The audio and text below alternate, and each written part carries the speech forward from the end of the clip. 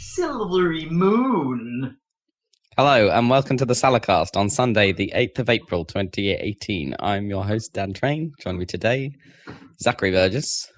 Dramatic pause. Good old dramatic pause is back. And And- Rob is rustling for biscuits. Robert Kemp. Custard creams. Oh, are you fully tricked out with biscuits? Breaking away from my If you call that fully tricked out. He's got a custard cream custard- out of a packet of custard cream. Yeah, so I only wanted one. I only pick at my biscuits. I don't devour an entire pack. You pick at biscuits? Or individual biscuits or packs of biscuits? Packs of biscuits. Right. Yeah, I have a biscuit there and I'd leave it. This is my day's Your my day's day's biscuit. I'm Does just that going to leave it count on. as, like- I'm going to leave half of it on the table for later. Does that count as picking at food if you're eating whole chunks?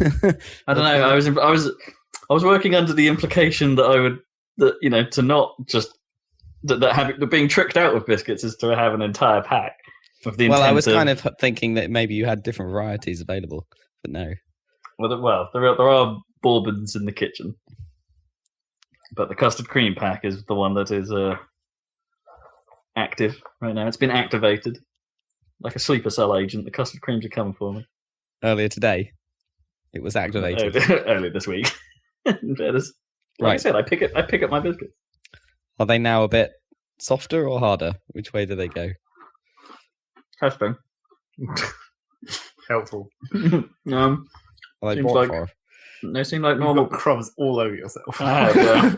I've caught them on Dummikins. Yeah, your Cool. shirt had a convenient ledge to catch all the crumbs that fell out of your face. Shirt ledge? How does that Yeah, work? He was just sitting at a weird angle. Just and his like, shirt created a ledge. There's like a fold just above my left breast. That's just right for catching custard cream crumbs. Try saying that. Jeez, that was harder than I thought. You said it right. Custard, I know I did, but it's still quite tricky. Custard cream crumbs. Custard cream crumbs. Double custard custard cream cream crumbs. crumbs. A couple of custard cream No, crumbs. double- A couple of custard cream crumbs. Maybe You more. just than add a couple. crumbly at the start of that. Crumbly custard cream. A couple of crumbly custard cream crumbs. I love alliteration. Yeah, not sure what it is about alliteration that's so funny, but it definitely has something. I would add the word combustible, but it kind of goes a bit off topic. Probably are Crumbly combustible. custard cream crumbs. Well, they don't. You're not burning them right now. Not on their own. No, they probably wouldn't like sustain a flame. They might do. I don't know. Depends what situation. Did you ever do that experiment in like school Yes. biology? I know where exactly you which like, one you're about to talk about as you well. like burn some Cheerios or something. Yep. Right, yeah. The burn a sugary food stuff to discover how much energy the sugar contains. Yeah. We did it with a marshmallow. Try and figure out the calorific value through burnation. Does that efficiently release the energy in the same way that eating it would? But probably more efficiently than More eating efficient. it. Yeah. Yeah, maybe. Burninating the Cheerios. I just don't know why it was Cheerios for us. Maybe it was Honey Nut Loops while they were a thing. Well, the reason to do it with a marshmallow is because a marshmallow is basically just sugar. I remember the marshmallows, yeah. And also, you can, toast some leftover ones and eat them. Yes, Or just, steal them. eat them. Whereas no one's eating toasted Cheerios, as far as I know. So we've lost our marshmallow. You sure about that? You sure Rob's not got it? Absolutely sure. Oh, I've got white goo holding my mouth together right now. how do you make marshmallows from sugar? I don't know. I tried making marshmallows once. Did you? It's not that difficult in theory, but in practice it's not easy either. Because you have to get it to a very precise temperature. It's basically just sugar and gelatin Right. whipped up and then let to cool down. But if you get it at slightly the wrong temperature, it just doesn't get poofy enough. It just like sags into a solid mush. It's not very nice. Also, I screwed up the flavouring, so it was even doubly nice. Not nice. But it just become like a caramel jelly at a certain point. Would it still have enough wobble? Caramel is just another temperature of sugar, really. Yeah. So that's why I mentioned. That's why you have to get it to exactly the right temperature, because cooking with sugar is a pain in the ass. You go one slight difference in temperature too far either way, and you've got a completely different thing. My time watching Bake Off has told me that the same is true of chocolate. Like you have to, depending on the type of coating you want, your chocolate handling has to be fairly precise. You'd have to be just melt chocolate, just pour it directly on it. Screw any oven fanciness. I mean, last time I made a cake, I did put you dilute the chocolate slightly with milk to make it slightly runnier, and that's it. Just pour it on there. Yeah. It's fine. In terms of single trick. In terms of flavour, there's probably absolutely no difference. But if you're going for that mirror glaze, precision is chocolate going to provide you a mirror. Well, it's not. It's not actually a mirror, but it's shiny enough, right? Depends how you. What else you put something else on it, right? Don't you? I don't know. I don't think so. You not have to baste it in a sugary thing. I think it's more maybe chuck some extra butter in there or something. Or extra sugar or something. Just get more crystallized. Yeah, maybe. Don't know. But they always say it's one of the more precise things they do on Bake Off. It's you've got to get it just right. Other than making custard, it seems like people struggle to make custard sometimes. Custard doesn't seem like that's difficult to make either. No, I think that's just you have to keep whisking it, and then the moment you stop whisking it, things go bad. Whisk it. Have you made any cakes recently, Zeg? No.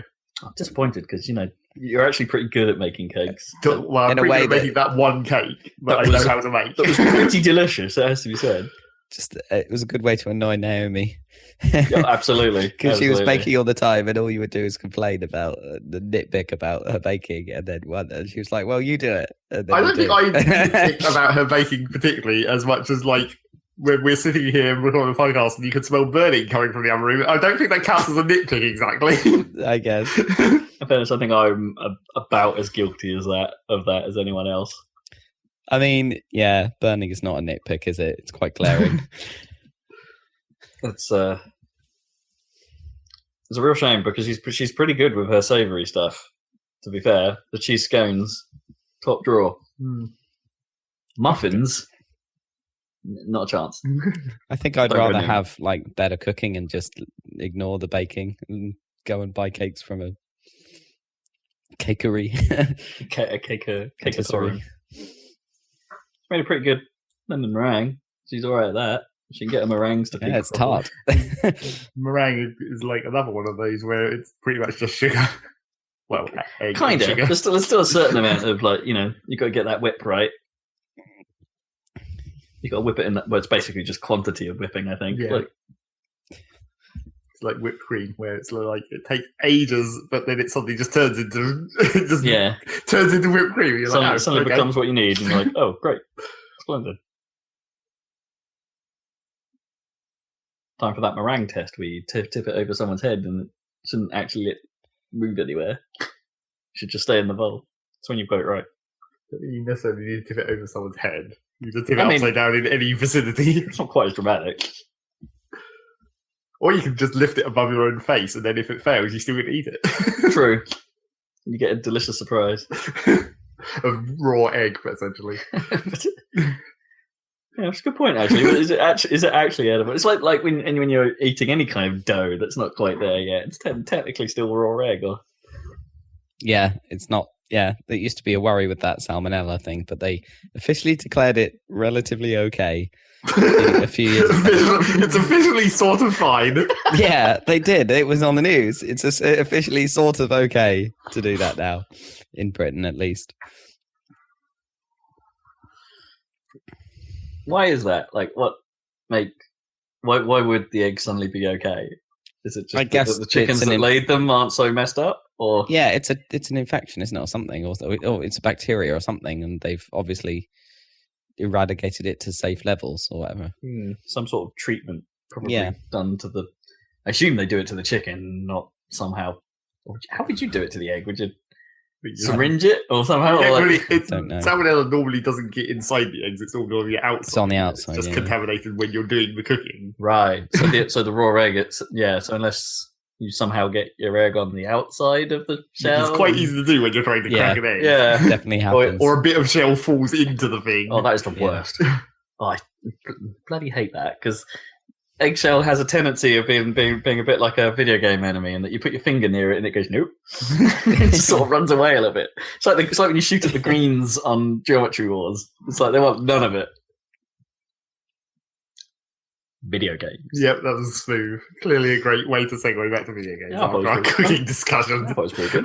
of the three of us who can barely cook at all between us. So I'm trying to fix that by the most blunt way possible, because I Never buy regress. cakes. Like I used to like make like pasta and stir fry and things back at university. Well, I mean, you didn't make your pasta, right? No, no. You know what I mean. Boil it I would in water, boil the that's dry about- pasta and Okay. then Put cheese do on a it. That's what I sauce do. and put cheese What? on it. Yeah. Wait, just cheesy pasta, like no sauce or No. Grape cheese, put it on top of the pasta. no mushrooms, Right. no bacon lardons. You gotta have. What? Mm. It's when I'm feeling exceptionally lazy. That's- Grind That pepper on sounds it, horrible. Spice it up a bit. I mean, as much as I like cheese, that sounds really dull. It's like a cheese mean- sandwich, except with pasta instead of bread. What, you're making like a lasagna? You're just getting like the two flat bits of pasta and then just putting cheddar in the middle. I mean, I guess it's like macaroni cheese, right? Well, But that's like a whole bake where you put loads Yeah. of cheese in there. Yeah, no, Gnome does a good mac and cheese as well. So sure. But we do it with a little bit of mustard and again, Yeah. just put bacon and mushrooms in pretty much anything we do. Well, yeah. So, but I totally regressed almost entirely back to microwave meals. Ooh, really? So yeah, at one point because they're so nice and they were so cheap. Are they? Yeah. Oh, right. I only buy them from The chicken and bacon Waitrose. bakes, that's the only one that's good. I only buy them. No, from that wasn't even a Marks microwave and meal. Chicken and Waitrose. bacon Well, that's with sorry, technically microwavable. yeah, sorry, Dan, we were talking over you there. What was that? I only ever buy them from Marks and Waitrose, which you'd think would be insanely expensive, but they're actually like £2-3 each if you. That's okay. And I mean, like we were doing that cooking thing for at one is Asda. actually quite hard. Yeah. Oh, otherwise. absolutely. Yeah. But no, so that's- I have my attempt, and I've realised this is ridiculous. I need to be able to cook, so I've gone for that. I'm trying out one of those services where they send you all the ingredients in the right amounts. okay. and But that's only like once a week, isn't it? But No, they send you a box with like 3 meals in, cool. so it's 3 times a week. Yeah, so I'm getting into that. So that forces me to get equipment and shit. So I've got a knife and all the shit I need. Which one are you using? Because we're not sponsored or anything. So. HelloFresh is the one I'm trying, Okay. and it's pretty good so far. I'm enjoying it so far. Hello, Fresh. HelloFresh. They have like different options. Like I'm Wait. getting the ones that are like All meat. Wait. no. You can get like ones Meat. that take a bit longer to prepare and ones that are like supposedly 25 minutes or whatever. Okay. Definitely have that one then. Yeah, I definitely got the shorter one, and but of course with me, I'm like a bit slow at everything, so I'm like cutting up all the stuff first, so, rather than in parallel. Oh so yeah, I'm yeah. doing it No, slower. I'm really bad at that. Yeah. Like that's the one thing like No Moise has a go at me about. Like when I cook very rarely these days, but when I do, it takes forever. Yeah, so I'm taking my time with it, but it's working quite well. And my other, you know how you need to get like stuff to like make you do things. I don't know about you, but my other thing that instigated it, quite apart from kitchen equipment, is like a Sonos speaker, so I can listen to music and podcasts while I'm cooking, which is good. Oh, but I find that that's actually You've got that kind of negates. stereo. Yeah, haven't you? I've got that stereo set in my kitchen, which is fine. But like, I find that by the time you get to the actual real deal cooking part, like you've done with the cutting up and things, you've got to turn on like extractor fans. And Yeah, and you can't hear make anyway. things make noise. Yeah, and but it's like, enough to make it like the cutting part a bit more nicer. Yeah, what you need is some more cow funk by Some I forgot what they're called. Is it like some cow funk by is it Buckshot Buckfast? Not Buckfast. I don't know, I forget what they're called now. Anyway. Something LaFonk. Can't even Or remember. Funk by something LaFonk. Men in Black theme. Yeah, Like, wasn't it Morty but- Figure by some More Funk? teams. Oh yeah, that's it. Yeah, that's the way it is. Yes. Why am I thinking about Buckshot La Funk then? What is that? That must be another one of their tracks. Yeah, it must be. Anyway, yeah, it's good. I will report back with further. Although I messed up and I forgot to choose, because you get a choice of 3 meals out of 6 options, and I forgot to make the right option, so they just sent me 3 random ones, I guess, and one of them had peanuts in, so I was like, damn, I had to let Gary eat that one. But never mind. And also they sent it middle of the week because I wanted them delivered on Monday, and it was Bank Holiday Monday. So it's like, I'll get through them. But I guess I'll get more tomorrow. Done 2 weeks so far. It's pretty good. What have you had? What have you made? Oh, let me see. I've got all the things. One of them was steak with this like chipotle sauce thing and like sweet potatoes and peppers. It was delicious. Oh my God. That was so nice. And there was like a pasta with tiger prawns or whatever. That was pretty good.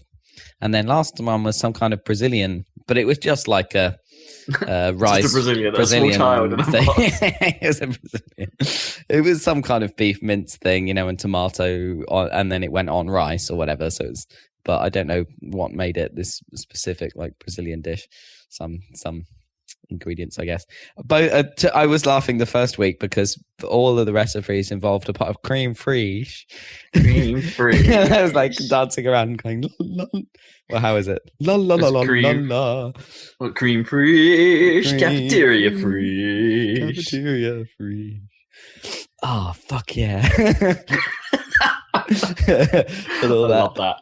So, I don't know if I've ever mentioned it on the podcast, but Jay once made me a T-shirt that just has cafeteria fraiche written on it, I did. And then my face for some reason. Customized, yeah. Yeah. Was it a South Park version of you, or was it like? Well, sort of. It was sort of like he basically did sort of like a black and white sort of outline drawing of my face. Something that could have been made in a Jackbox game. Yeah, probably. Yeah. Nowadays, Fairly crude. Get those printed out in seconds. Cafeteria free. So you know what this means? There's the potential for some kitchen bitching from me in future. Although I haven't had much bitching so far. You've seen my kitchen. It's way too big and awesome to waste on just using the microwave. In fairness, yeah, you might have an advantage over me because like part of the reason why I take so long to cook stuff is because I feel like I'm constantly cleaning up after myself. Yeah. Whereas you've got your kitchen's so big, you can make it a hell of a mess. Yeah, totally, and then clean it up later. Yeah, defer that. I've got like multiple surfaces. Although that second part is where I would fail also. The cleaning up after part doesn't. It's like I've eaten now. I'm done. That's my it's over. You now. have a dishwasher though, so you can at least deal with most of the stuff. Like just chucking it in there. Yeah, surprising how much stuff you can't put in there. Yeah, really. it is surprising. Well, that's because you've not bought the right things. Well, no, if you have anything that's Teflon coated, you can't dishwash that because Teflon's poisonous. Well, exactly, but you just don't. You need other types of a ceramic cupboard for something or whatever. A what? A ceramic cupboard. Yeah, something that's not Teflon, but it's still non-stick. Yeah. Well, it's fine. You can do that with like if you're doing like a tray bake or whatever. The trays you use for that are like ceramic or because the only reason that you have stuff that isn't dishwasher safe is because you had the stuff before you had the dishwasher. True. I expect if you were going to buy something now, you'd check to see whether it was dishwasher safe beforehand. But also like things like big knives and stuff like that are actually kind of an arse to put in a dishwasher because it's like where do they go? Where's the proper shelf for a big ass knife? And also, you have to be a bit careful, grabbing them by the handle and everything when you're trying to take them out of the dishwasher and stuff. Obviously, it's kind of easier to wash sharp knives. Some of our plates are too big for the dishwasher. Do they hit the you have so many thing? Plates that you could just pick whatever plates you wanted. They do hit the rotating thing, yes. But I bet if we ever come to doing more plate shopping, the problem will not be. Or the consideration will not be the size of plate, so we're very likely to fall into that hole again. Well, supposedly, if you have smaller plates, then if you have a smaller plate of food and you finish it, you feel more full or just as full with less food than if you had a bigger plate. Maybe. I mean, hopefully the intent would be that you would make less food in the first place. Yeah, and then because with me, it's like, well, I've made all this food, so I'm going to put it all on a plate. Yeah, exactly. And I'm a bit of an empty plater, Me too. I don't really leave stuff, so whatever I make, I eat. this is where this HelloFresh thing is quite good. It's a generous portion, but like I'm not going to accidentally make way too much because it just comes in the exact right amount. Never trust one of those spaghetti portioners. It's like that seems like a lot of spaghetti for like one person. Just use, scales. Easy. So, I always do quite a lot though. I do like 125 grams of pasta for me, but then always take some out. That's what I do. It's like we just use the portion or chuck a rough amount in, but then always take a handful back. I do that with my breakfast actually a lot of mornings. So I have a tendency of just, what pouring cereal is like. You just sort of goes whooching in the bowl, and if it feels really satisfying, then you look at it and you go, "It's quite a lot of cereal." Put a bit back in the box. What? Yeah, I don't know because I don't eat cereal. Like you pour cereal in a bowl, and it's like it's a bowl's worth of cereal. It's not any. There's not a portion size to deal with there. No, but I have quite deep bowls. Put the milk in there. Well, you've got bad bowls. Is your problem then? I got bowl ass bowls. That's your problem, Rob. You got bad bowls. Inflammatory bowl disease, but they're nice bowls, but they are a bit big.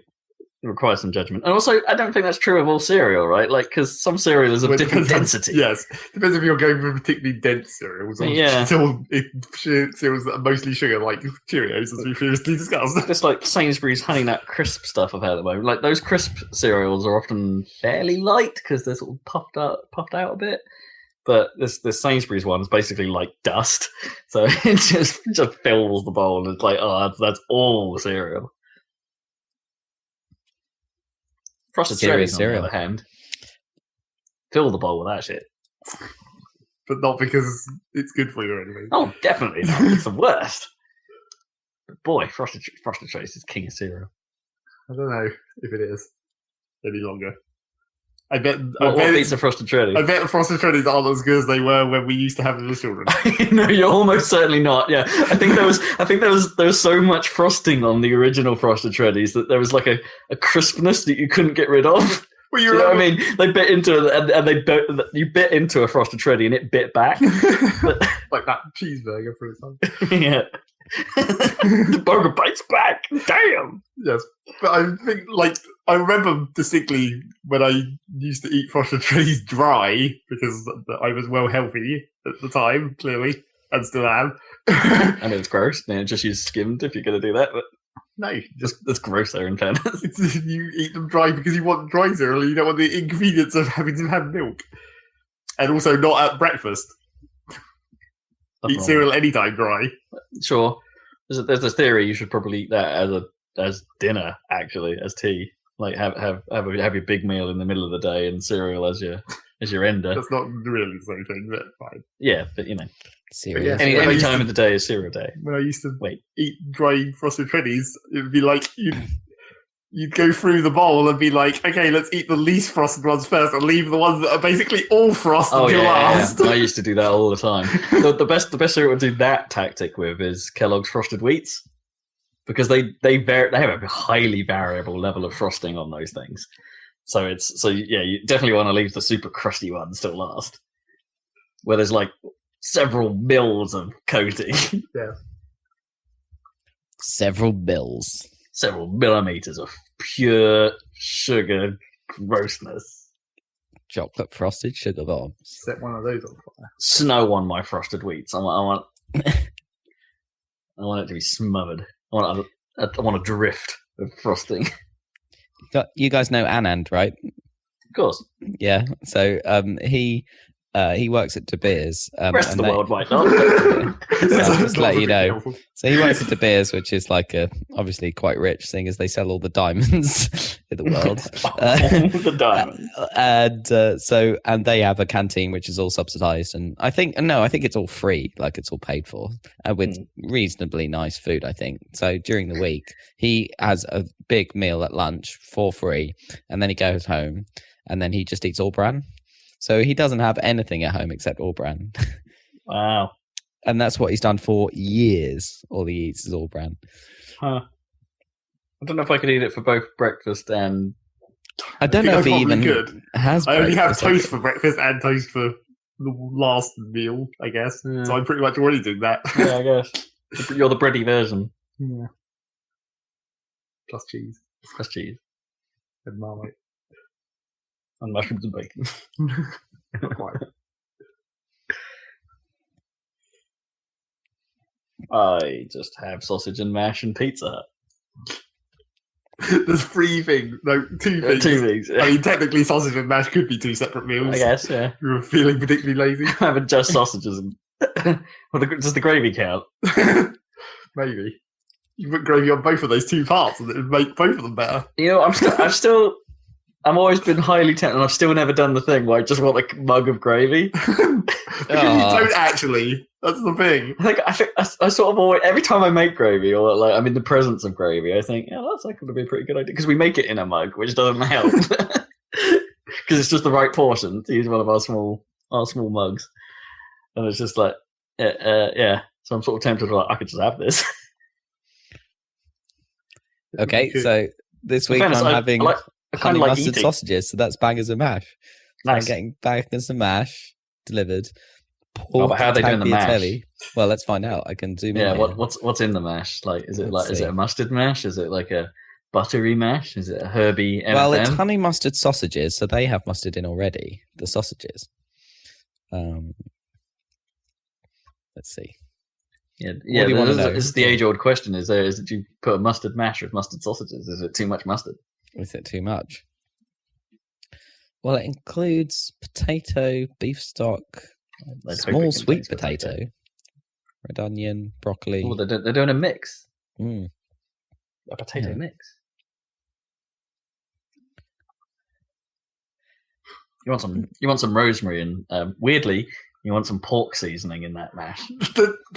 Only you want pork seasoning in a lot of things. I love that stuff. Bacons. I love it. Oh, no, I haven't had. Bacon. Oh god, I haven't bacos. Bacos. The like the bacon bits. I haven't had those for God knows how many years now. Yes, but that's why you want gravy, and that's why you want to make a gravy essentially, because you're addicted to salt meat. Salt based. It is salt meat. Yeah. Because you got me thinking actually, or like Bacos might be a great sandwich accompaniment. Like just the sandwich needs a sandwich. Just have them in the sandwich by themselves. No, I think I'd like make a ham sandwich or whatever. But then it's like this sandwich needs Bacos to ham. Yeah, Jesus, needs a little bit more crunch to it. So I'll just have a light amount of Bacos in there. We won't put Bacos in a cheese sandwich. Well, that would work too.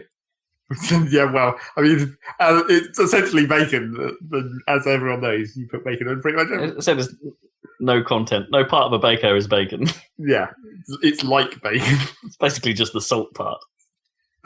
It's the salt with bacon flavouring. It's the salt and burning that makes the 2 composite parts of the bacon flavour. I just love salt. Yeah. What's the difference between a sieve and a strainer? Every time I have to check this, I have the equiment. It's like a strainer, the one with the big holes, and a sieve is the one with like the grill. Well, there's a colander, isn't there? That's got big holes. Yeah, that's the one I'm getting confused over. Colander's the big holes thing. Difference. I don't know. One you wear on your head to keep the cosmic rays out. Right. Let's stop use the mind bullets. Sieve versus strainer. Oh, are they going to fight? A strainer is a form of sieve. Useful. Oh, brilliant! God damn it. But what's the difference? It's a form of sieve that what? I don't know. Strainer. Man looks up thing on the internet. Yeah. Used to separate solids from liquids. What? Right. Most of these for that. Aren't all sieves do that? No, I guess even a colander. Well, I suppose in a sieve you sometimes use to like thin out flour, right? So the solid's still coming through solid. Yeah, I guess maybe that's it. Maybe it's just the fineness of it. Yeah. Fascinating. Anyway. Amazing. Yeah. Maybe a colander is a type of strainer, which is a type of sieve. Yeah, I'd like to see the Venn diagram of that stuff. It's probably a hierarchy. Who is King Sieve? Right. Who's the king utensil in general? And I like this. They give you a list of the things you need, and they tell you need a plate. Great. Arguably. Arguably, you need a plate. You could just shovel it straight in your mouth. If it's like a pot bake or stew or something, just to get out of the pot. Yeah, exactly. Could do. Yeah. It'd be pretty difficult, I imagine, if it's a deep pot. But I better not look at this. I'll start getting hungry for stuff that doesn't. Well, get considering we've delivered talked tomorrow. about food for like half an hour and we haven't eaten anything yet, and it's like 6:30. I think it might be time to past talk 7. about video games. I hear that's the topic of this particular podcast that we've been doing for a long time. apparently, I still haven't seen that Ready Player One, so you're going to skip film section this week Hooray! Okay. because there's no video game films that I've watched. I don't know if I want to hear Or about that. vaguely related to video games. I keep hearing things about that. I'm not sure I care. I don't know. Yeah, I'm hearing generally good God damn things. it. What we were skipping this Shit, section. yeah, you're right. Sorry. I'm just going to say Let's watch talk Isle about of how Dogs. much Isle I of don't Dogs is care. cool. Oh yeah, I watched Isle of Dogs and it's cool. Yeah, Yeah. recommended. Respecto. Not. Maybe I'm just more used to it, but it doesn't seem as twee as some of his older stuff. I guess not. It's yeah. just it's just good. Respecto. And the sushi scene was cool. Completely unnecessary, but Yeah, glad it's there. but cool. And the quite Oh, that graphic fish. kidney transplant Kidney scene for transplant. some reason. Uh-huh.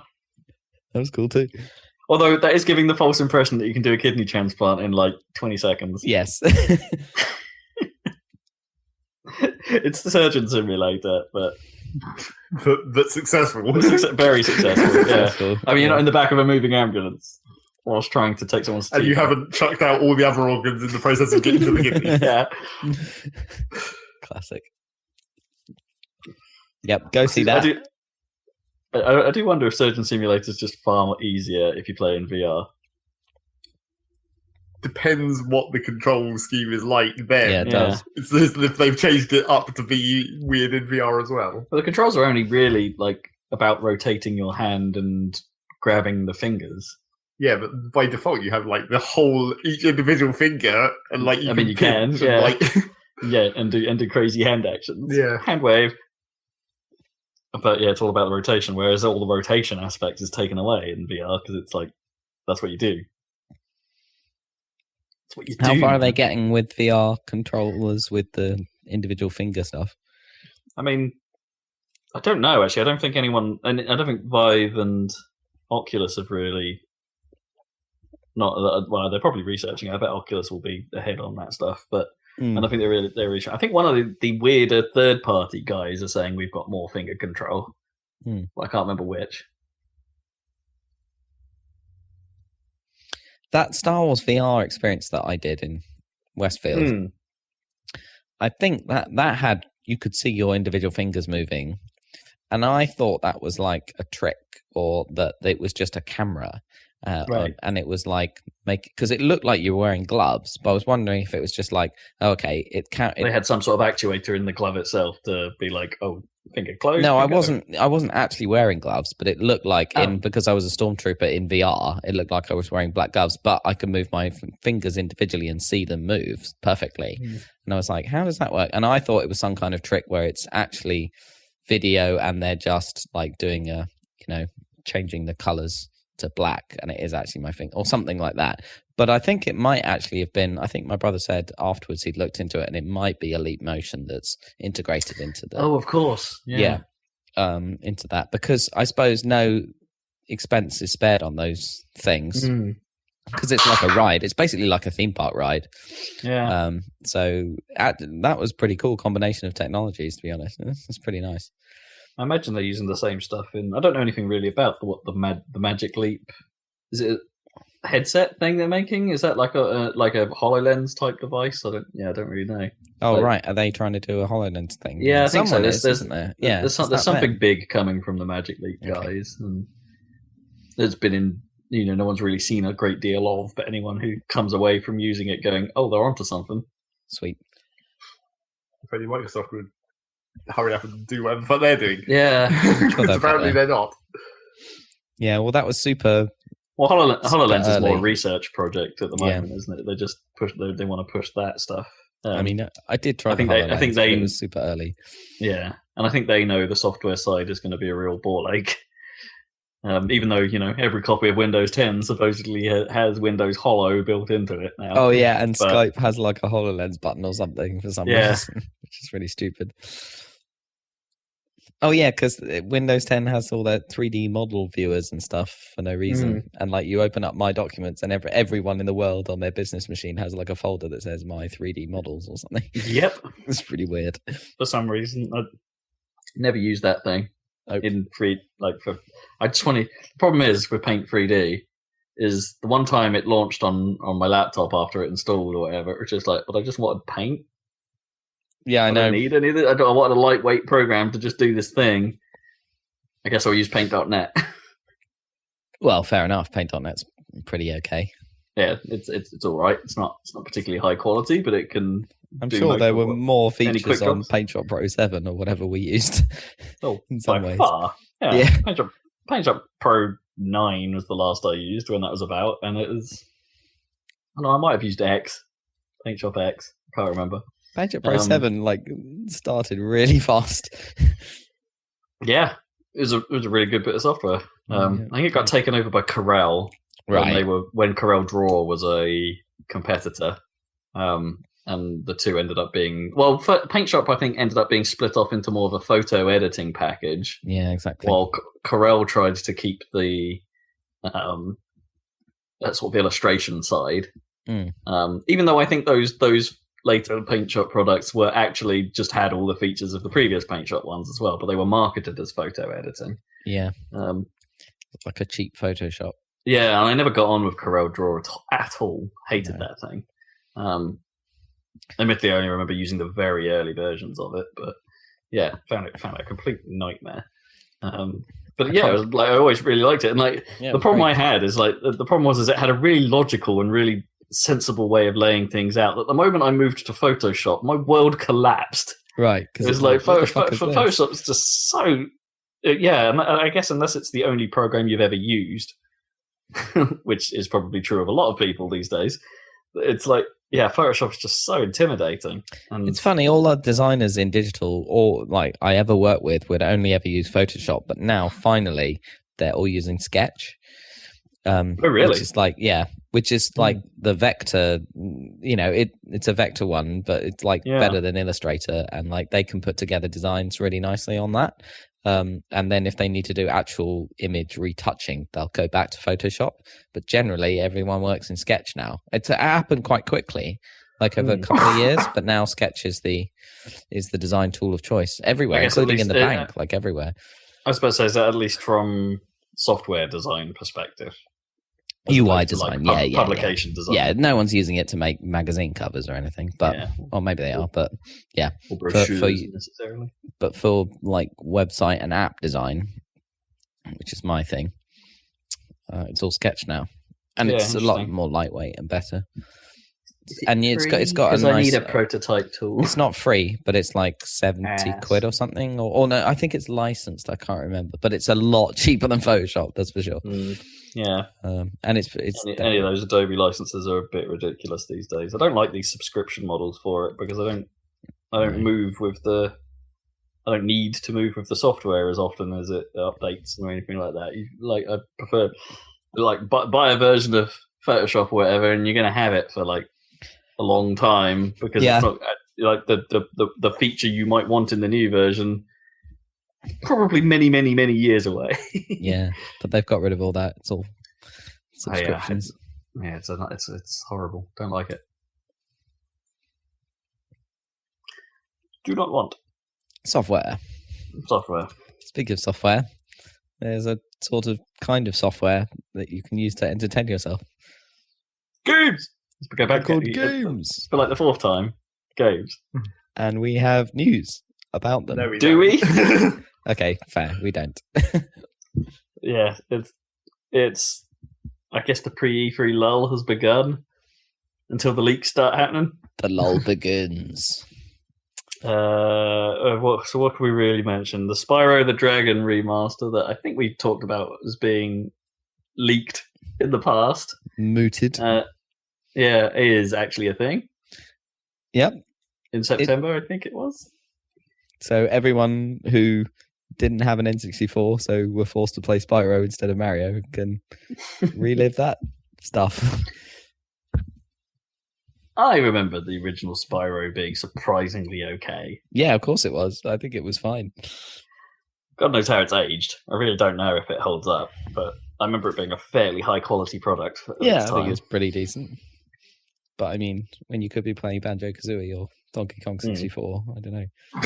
I think Donkey Kong 64 compares that Okay, favourably. fair enough. It's probably about on the same level. Probably about the same. Yeah. DK64 was pretty good, in fairness. It's like Banjo-Kazooie level good. I don't know if it is. I I think you might be remembering that slightly. I mean, Yeah, it wasn't that good. it had some problematic elements for sure, like all the character switching stuff. But then Banjo-Kazooie had a lot of super irritating mechanics in it as well. So I'm putting it on that level in my head. What else was there? Krog. Spyro's got to be better than Krog, right? Well, Croc was super early, like in the timeline of 3D platformers. I think we've talked about this before, and I think it predates Mario, because it had like tank controls and stuff like that. Right. Okay. It was when the PlayStation didn't have analog sticks. Croc was all right. Challenging, but all right.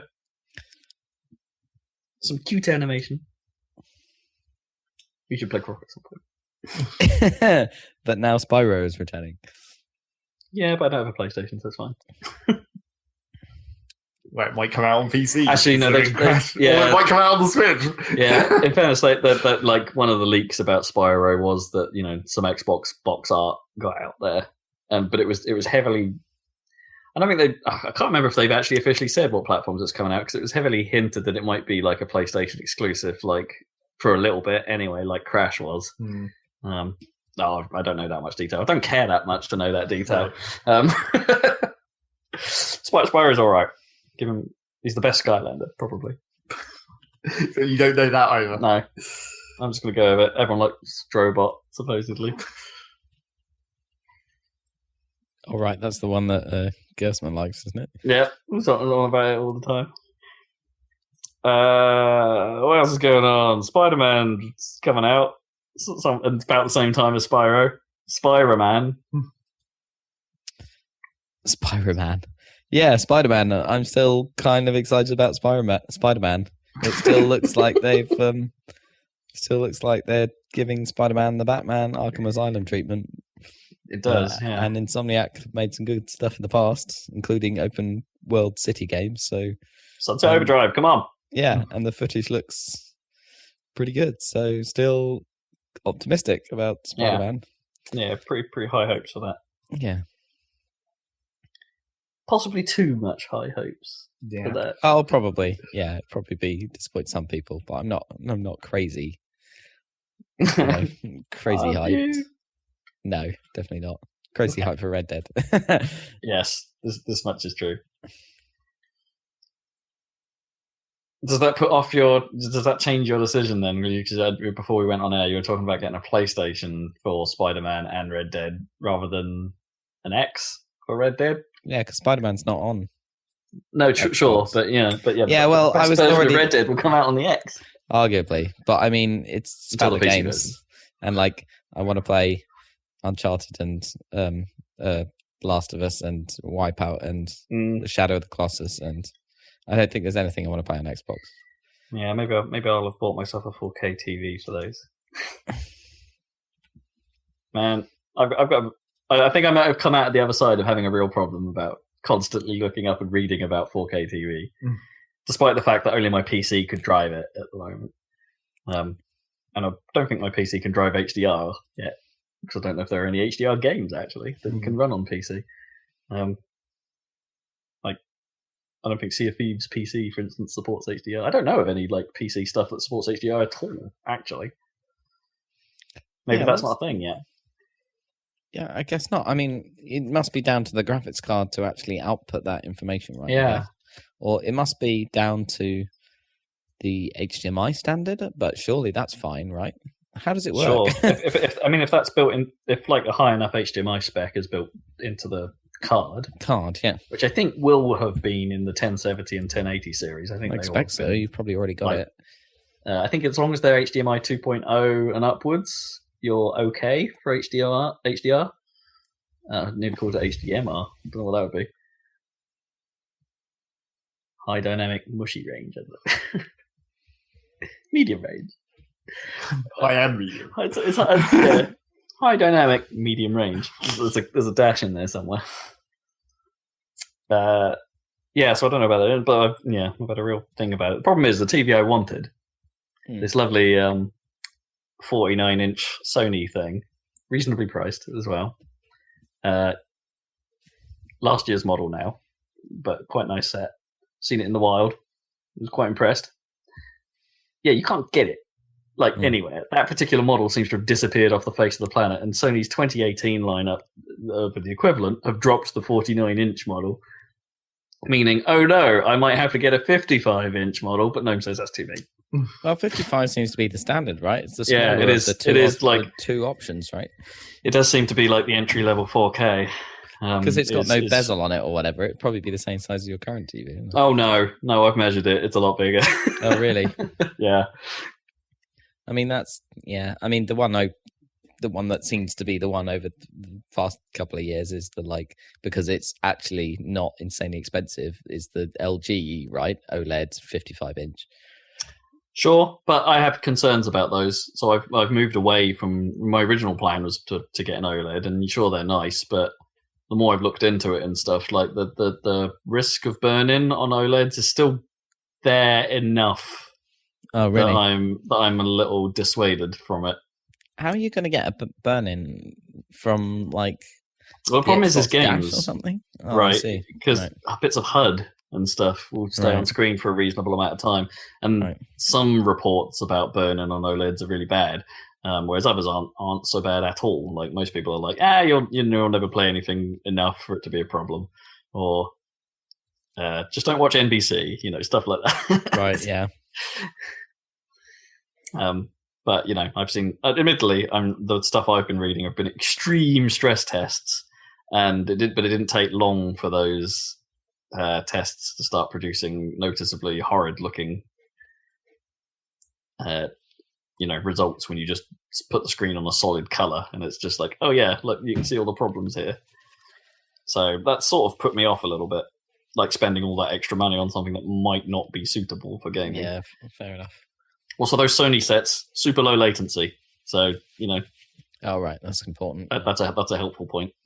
Man, I didn't realize that the 55-inch is so much bigger than your one. I always consider your TV really big. So mine's a 40. And the bezel probably adds an extra 3 or 4 to that, maybe. So you'd talk even that. Even if we're being generous, that's like a 45-inch, actual physical room estate. So that's like a 55 adds a good foot to that. It's kind of ridiculous, isn't it, that you can't get reasonable sized TVs anymore? They're all gigantic. And a bit of me is like, okay, maybe so the argument is that for 4K you need something that big, otherwise you're not going to notice. And I'm like, they're fair. Okay, well maybe I think I would notice. And also, aliasing becomes less of a thing. So whatever, I'm happy with that. Is it that they just don't make 4K panels that are smaller? I mean, they do. Oh, they do for monitors. I mean, yeah, they're about. As I say, and there was that 49 that was lovely, but be damned if I can find one. Also, that's probably a good thing because it stops me from buying one. So, yeah, fair enough. But now I'd have to pay more money for the 55, and risk annoying other people in my life with its enormity. But it's so beautiful. I mean, your TV has done pretty good service, right? I mean, somehow it's still alive. I've actually lost track of how old it is. It's probably a decade old. Yeah, it is. Right.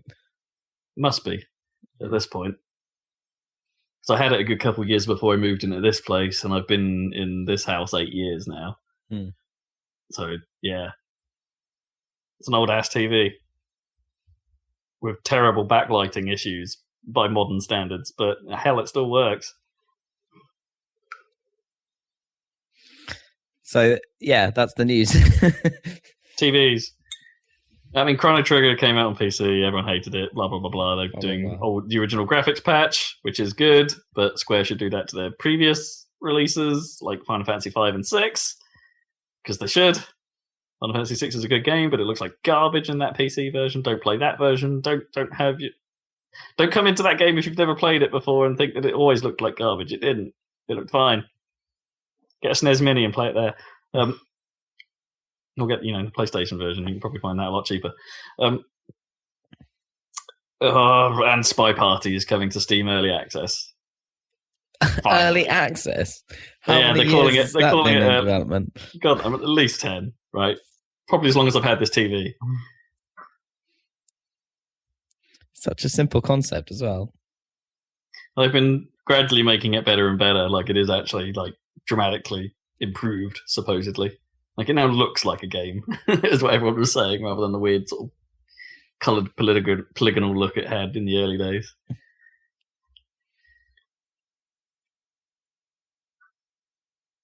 That's a thing. That's news. There's literally everything I know about. Is there any Nintendo stuff? I saw some weird... Oh, I'm getting cramp in my toes. Oh, my God. Saw some weird and, a couple of videos and a weird announcement. Well, the first weirdest thing was when they announced that No Man's Sky is coming to Xbox. Oh yeah, wow! Not only is that several years too late, it's also who even wants that after all the talk about No Man's Sky? I mean, is it safe to say that it's a fairly different game now? I would assume it probably is, but I haven't actually played it again since the early days. But even so, that's crazy. I think I was saying there was another fairly large patch on the horizon for it as well. But yeah, I can't remember what was in it. They continue to try to keep updating it. I mean, in some respects, fair play to them for keeping going despite all the ridiculous not ridiculous, somewhat justified backlash that was received upon its launch. Let's hope Sea of Thieves follows the same suit. And then the other thing I saw a couple of videos of for maximum disappointment, or some disappointment, was coming out of PAX, the new videos of the new Meat Boy and new Bit-Trip Runner. Oh yeah. They both look kind of weird and floaty and squiddy and not nearly as precise as you want them to be. Not precise and in both cases the music is way worse than their previous really? too. And it's just Do you reckon the Meat Boy team haven't brought Danny Baranowski back? I don't know, possibly. Or is he just having a bad one? Or it could just be the first forest level. It's just I guess for some reason they gave it a really a really country vibe. You could do a country-esque vibe, but still give it some the old Meat Boy style. Yeah. But no, it went real country. It's slightly better in the Dark World version of it, because that's the thing, of course, because it's Meat Boy we're talking about. But country is in country and western. What do you mean? Yeah. How does that work? Like some banjo. Yeah, like some banjo. Quite a lot of banjo. I get behind a bit of banjo every now and then. But yeah, both those games look kind of way too squidgy and kind of slow as well. It's just they don't seem to be living up to the previous games, what they were like. Weird. Runner seems a lot more floaty and slower in general, but there's also a lot more. It has a lot more alternate paths, which is sort of cool, and replayability. Not just different routes through the level, but also even different options for things to do inside those routes. But then there's just weird sections where you you're riding on a rocket and you kind of lose the whole sense of the timing. You're just literally vertically moving up and down to collect the things or avoid the things as you're flying along. But that's not really... That's a callback to the first Bit-Trip Well, game, yeah, right? I guess, but it's not the whole thing about those games kind of was just you had these pretty much single button inputs for each of the 4 things you had to do, except for maybe the loops, where you had to do the little loopy motion, or the 4 angular loops. It's just it doesn't feel nearly as precise. And also, I'm not sure the style has gone quite as well, because Runner 2 was weird, but it had a fairly decent style to it, I thought. But now it just seems like they've tried to keep that, but it just hasn't worked as well the second attempt. what's that first game called? Was it Breachroid Beat or something? Yeah, something along those lines. Space Breakout? Yeah. Space Musical Breakout. That was the first game I managed to annoy a workplace with because I was playing it on my iPhone and it annoyed grumpy old man programmers in the room who are like, whoever's making that incessant beeping had better stop it. And I'm like, it's rhythmic, man. This was early Rob, so I could give him Early Rob. Yeah. The Adventures of Early Rob and the Old Man Programmers. Yep. In fairness, this was the sort of programmer that would repeatedly argue about Co-op not stocking their favourite breakfast cereal. So, you know. Yeah, that kind. Yep. That kind. Devs. Yep. Have you been enjoying the getting off video games? But have you seen any of the Steamed Hams memes going around? Yeah, they're quite old at this point. Yeah, slightly old. But in meme age, yeah. But you know what? I've seen that they exist. Haven't really seen them. Well, you don't really need to see them. Some of them are You good. can pretty much recite the entire scene after you've watched one of them. Yeah, I guess. Yeah, I could definitely Once do you've that. been reminded of the scene, you're like, yeah, I know every single word. Mm. Now it's just how you're going to remix this. Well, the latest one was, I think, GameSpot or someone, or IGN managed to get Jeff Goldblum. Oh, Jeff Goldblum. Yeah. To read the script. Like he was promoting Isle of Dogs, I guess. And No, he was promoting Jurassic World. Oh, Jurassic whatever World. that game's called. Yeah. Evolution, I think it's just called. For some reason. Yeah. Oh, right. Not really anything to do with Evolution. Oh, yeah, that 'Cause- was weird because he was being interviewed by all these games journalists. It was really Yeah. Larry They Hurd got- went and did it for Xbox. And Aoife did things it like that. for Eurogamer. That was quite Oh, fun. yeah. I like Aoife. She's cool. Anyway. Yeah, she's super cool. She occasionally In fact- does the super awkward when you go to EGX and they have the big video wall saying, hey, here's the stuff you can see. And they're doing that sort of semi-jokey, sort of half-scripted, like over-hammed way. Yeah, she sort of does that. It's kind of bad, but kind slightly of hammy. Yeah, Yeah. fair enough. Well, it's not really her day job, is it? And she was on that. I think I've mentioned. Do you remember when I talked about Video Game Nation? That video game show that Challenge TV tried to do for Oh, a bit. yeah. That had some of was it one of the guys from the old was it Inside Xbox, the old video series they used to run. Yeah. That was Sounds pretty right. cool. It had like them on it, and I think it had one of IGN's like driving reviewer on it and things like that. Is And that it was not actually still going, that Inside Xbox thing? I think that's still, isn't it? They brought it back recently, Right. but it went off air for a very long time, and then they did something called Outside Xbox, I think, for a little bit, which was a different team, and then not really paid attention to any of that stuff. I only really watched the occasional Major Nelson update. But like, what's happening on Xbox this week? Patches to games I don't play. Okay, great. There are a couple of video game Steamed Hams, like the Metal Gear Solid one's quite good. There's a Deus Ex one. Steamed Hams, but it's Deus Ex. Is the Steamed Hams on a codec? Yeah, Oh. there are codecs involved in that one, yeah, for sure. Okay. And info links in the Deus Ex one. Sorry, Oh, of course. getting the right way around. Steamed Hams. Right, are we done with news? Yeah. I think it's time for what you've been playing. Games! What you've been playing, Zeg, because you weren't talking as much. That's what happens Standard doing news. procedure. Not much new. I mean, I played more of Factorio in various forms. Continued with C Block and all its ridiculousness. It's going much easier the second time round, as I predicted. Where it's like, I know what I need to do, and I'm going to build my factory in a more modular, compact way, where I'm not trying to build the most gigantic thing in one go. Right. Makes it much more smooth. curve of- You're literally a programmer, Zach. I don't know why you play these games. Are just that's what you do in programming, right? I reminded myself the other day that we have a feedback form on the happysalad.net page. Oh God, yeah, And that Zach was once approached for his mod work on Starbound. yeah, So- through that, So yeah. that's technically programming, man. Yeah. Well, I mean, I've technically programmed several things. I'm not even sure that's the word technically is even needed there. It's No, programming, man. That fully is. No, it just makes me laugh that you're always playing those Zachtronics games, and Factorio is essentially the same. You're basically refactoring your factory so that it's in different modules, right? So abstracting it into different parts, right, so that they can come together rather than trying to do it all in one giant file. It's the same thing. Maybe we could mod Factorio to be a code refactoring tool. So like. It would have to be very weird.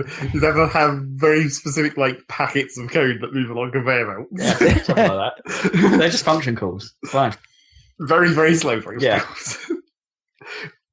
Yeah, I wonder if someone, probably inevitably someone has done some kind of ridiculous build a computer inside Factorio build. Almost certainly. They can do it in Minecraft. They could definitely do it in Factorio. Well, the thing about doing it in Factorio is you probably just use the circuit network, which is already just it already has and or gates or whatever, so you can just link them up and program stuff that way. Yeah. But that's not what you want. You want a physical computer. Yeah, exactly. Like how they did with Dwarf Fortress, where you had the dwarf operating computer. Sweet. Did it actually use the pathfinding of the dwarves and had them, when they stand on pressure plates, it would open and close certain doors that would allow them to walk through the maze. Of course, there must have been an element of errors in, to the dwarf computer. To some extent. And obviously extremely slow. You see that Minecraft Atari 2600 emulator? Maybe. What? I don't remember. There's so many computer things that have been built in Minecraft at this point. It was obviously unbelievably slow, but they could get Atari 2600 games to render in Minecraft. In blocks? Yeah. It's kind of amazing because obviously the carts had just been dumped as a visual line of blocks. And that was how they were read in and things like that. So you could actually look at the data and it's oh, that is clearly a Space Invader. There's the visual data for a Space Invader. That's cool. Yeah, look that thing up. It's amazing. So there's that. And Rocket League, obviously. I actually finally managed to get Rob to come play the spring just event. In time for the spring event to end. Yep. Sort of binge on it to try and get my decryptors. Had a fairly decent couple of sessions. That's all right. Made some progress. Yeah, nice. Yeah. Probably should have stopped early last night, but I had the bug. I had to keep going. Yep. And then even then you didn't keep going long enough because then pretty much as soon as you stopped, Kippers turned up. Oh, did he? Yep. Son of a. Well, I had to sleep early for my. I had to do the middle-aged thing of sleeping early for a 10K. Yeah.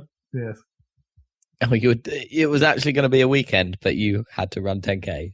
But that you decided yourself, so therefore you had to sleep. I mean, it was one of those races that I'd paid for the pain, so right. Makes the pain worth it. I mean, I'm still questioning that now. My ankles burn like bloody hell, but I'm going to be hobbling probably for a day or two. I'm so unfit. Apparently not. You just ran 10K. No, apparently not. Yeah, but I suffer every time. 10,000 meters.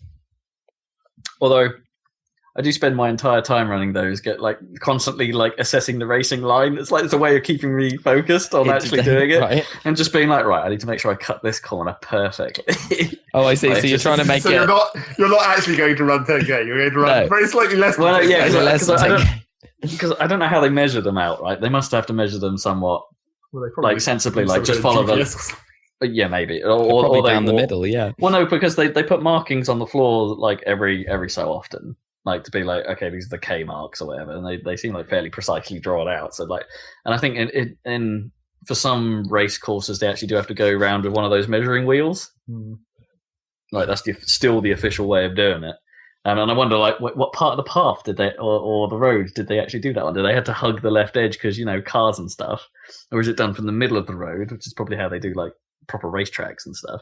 So there's me in my head going, well, if I cut all these corners, I'm saving maybe 200 meters over the course of this race. If I'm just racing lining it. Anyway, yeah, Radden, you need to keep your mind occupied. And then I guess the only other thing I played was I went back into Zelda because Nintendo did a precise attack where it was just like Precise. you remember a couple of months ago where we allowed you to use your gold points to get discounts on Nintendo eShop purchases? Here's an email that tells you that the gold points that you got for buying Zelda a year ago are about to expire. So maybe, now that you're thinking about Zelda and gold points expiring, maybe you should go and buy that DLC that you said you were going to, but didn't. That last part was me, not the email. Maybe you can get a couple of pennies off it. It's not significant because I used all of the gold points for like ones I had for Splatoon and Mario as well.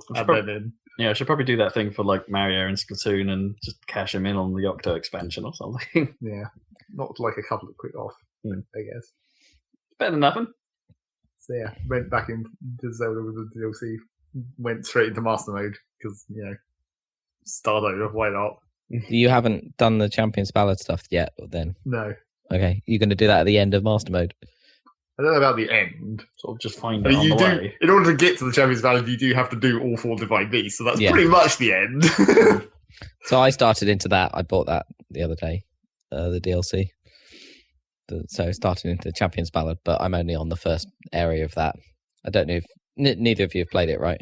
No. But what does that actually consist of? It's like big shrines, I think, isn't it? There's a bunch of shrines, quite a few more shrines, like 10 maybe or something. And then there is another like Divine Beast style dungeon and a boss and all that stuff. So decent, I think. I don't know. That doesn't sound like a huge amount of content. No, it's not huge. I like think it 10 shrines seems a bit underwhelming. Yeah, I mean, I think it disappointed people when it came out, but it does have some unique stuff, and in the world or whatever. I can't remember. And of course, you'll get that sweet motorcycle. Yeah. That's the thing. So the first part is you start out on the Great Plateau, and with a weapon that kills instantly, but it gives you like 0 health, so you die instantly. Oh, so it's a bit like Devil May Cry's like heaven and hell mode. Yeah, that's cool. So there's like 4 different shrines and bunches of baddies to defeat that way, and shrines to tackle with that restriction on the Great Plateau. So I'm just doing that. I'm on like the 3rd one, which is like a shrine full of guardians, and I die with a single hit of one of those stupid lasers. So right. Anyway. I mean, I did get as far as getting into the stupid Master Sword trial. The first. Oh yeah. First well, that gets ridiculous. Well, that's fucking impossible in Master Mode. Right? Yeah. Like, bad enough in the first 5 floors are just like you're using nothing but bombs. Yeah. Oh wow! Because even though you can get the weapons off the enemies, the weapons are so weak compared to the enemies. You use all the weapons up before you even kill anything. Yeah, because you were telling me like that. I don't know if we've talked about Master Mode on here at all, but you were saying those opening enemies carry like obviously the terrible Bokoblin clubs and stuff, but because they're leveled up high enough that their health is high enough, you can't actually use one of the weapons to kill them. No. Weapon breaks too early. So most of the time in Master Mode, you're just not even fighting, even more so than you did anyway, I guess. By just running away. Yeah.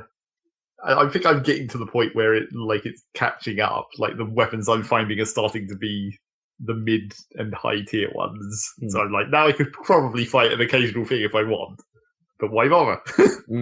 Still don't need to. It's going so well so far. Well, yeah. I mean, I like mainlined.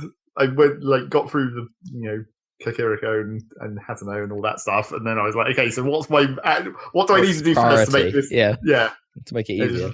It was just like, okay, well, I'll just go straight to the Lost Woods so I can get more inventory space, right? Mainly, and then I was like, okay, obviously we're going to not go to the Zora's Domain first. We're just going to go straight to the Rito Town and get the Rivali's Gale because that's obviously the best power. And then conveniently, just before I started doing that Divine Beast, I'd done enough shrines where I was like, oh, I could actually get the Master Sword as well at this point. So I went back and got that before I did the first Divine Beast. It's like, oh, now I can kill this boss real easy because I got the Master Sword. Although actually, I didn't even barely use the sword on it. I think I'd kind of forgotten that, like the Wind Blight cannon in the boss of that dungeon is like super easy. You just shoot him in the face with an arrow and he falls down. You just stab him and that's it. Yeah, it's like he barely even got an attack off. Is that the guy you fight on the outside of the thing? Yeah, on top. Yeah. He is super easy, isn't he? Yeah. That's a cool one. I don't remember him being super easy, but I remember being easier than the others. Because the the lightning one is fucking impossible. Oh god, that's bad boss fight. The one where you have straight to up. like capture those bolts that are. Yeah, that was the Yeah. annoying one. that is straight And you're up, fighting it inside the goddamn Yeah. circular thing. which is an thing, yeah. absolute nightmare. Yeah, Yeah, that's a bad one. that's a straight up bad fight. And then the water one is okay. That just has more mechanics, like more stages to it. I mean, the only problem I had with the water one was it was obviously the first one in the game I did, yeah, and I was still struggling with the camera and stuff at that point. yeah. So it felt more like a bumbling idiot trying to get through that than. And then the fire one was kind of nothing again. It was like I barely remember that fight, which tells you how much difficulty that was. What was the other one? Yeah, exactly. Yeah. You find it on top of the fire lizard again. It's just pretty much just another fight. I think maybe I also, when I was fighting with Ganon, I think maybe I kind of forgot how powerful a bow which fires triple bomb arrows is. Oh, nice. Yeah. Because I had a couple of forest dwellers bows from the Lost Woods at that point, and they're like mid-tier on terms of damage output, but then you just put bomb arrows in it, and it's like firing triple bomb arrows, Nice. shoot you directly in the face. And I did a really cool move for the last hit, where it's like I jumped on the wind vent, paraglided up, shot him with bomb arrows at fairly close range, and then just immediately Master Sword lunged downwards on top of him for the final blow. Nice. It's like, oh, that went well. That probably looked real cool. Yeah. So yeah, I got through that, and now I've got Refining Scale, and I'm pretty much good. That's all you need.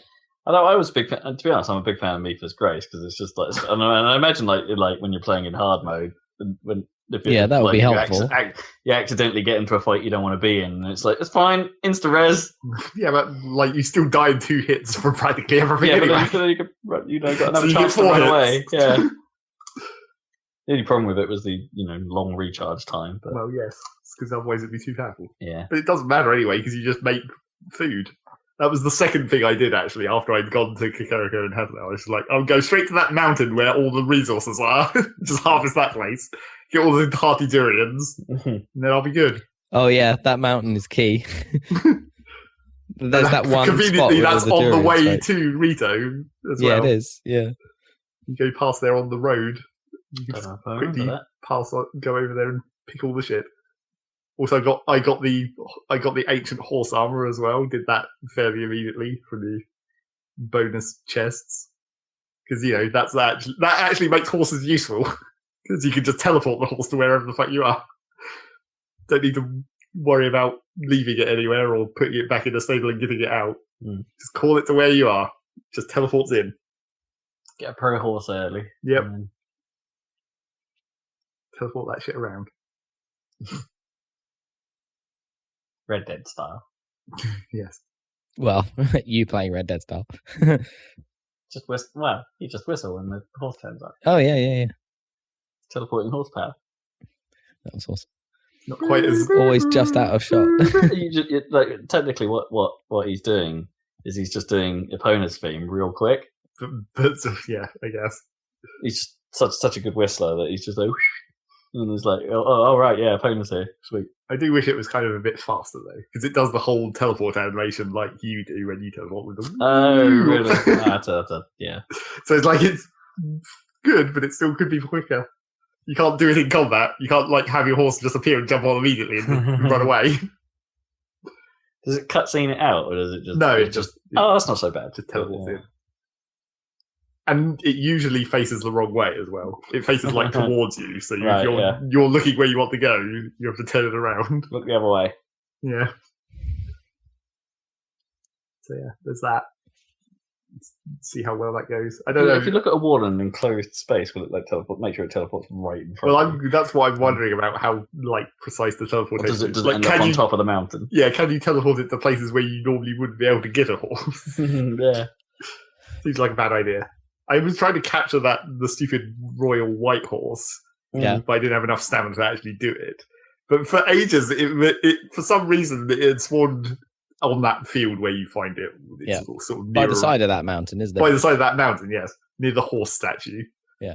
But it had spawned on the other side of the road, so it was nearer the river.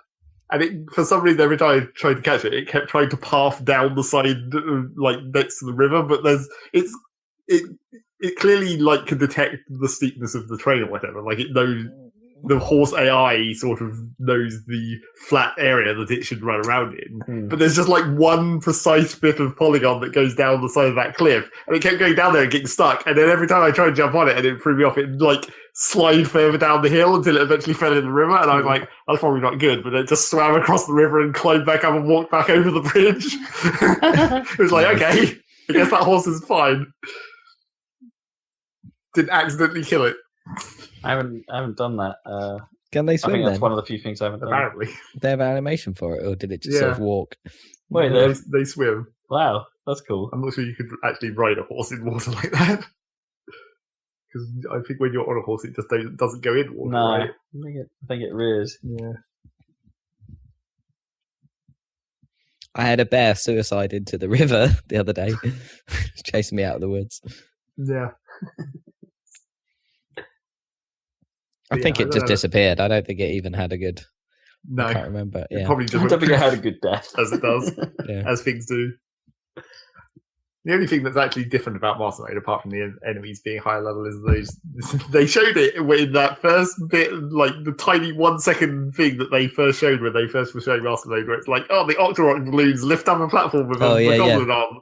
That's basically the only thing that's different in the world. There's just those everywhere. Every bridge has one of those next to it.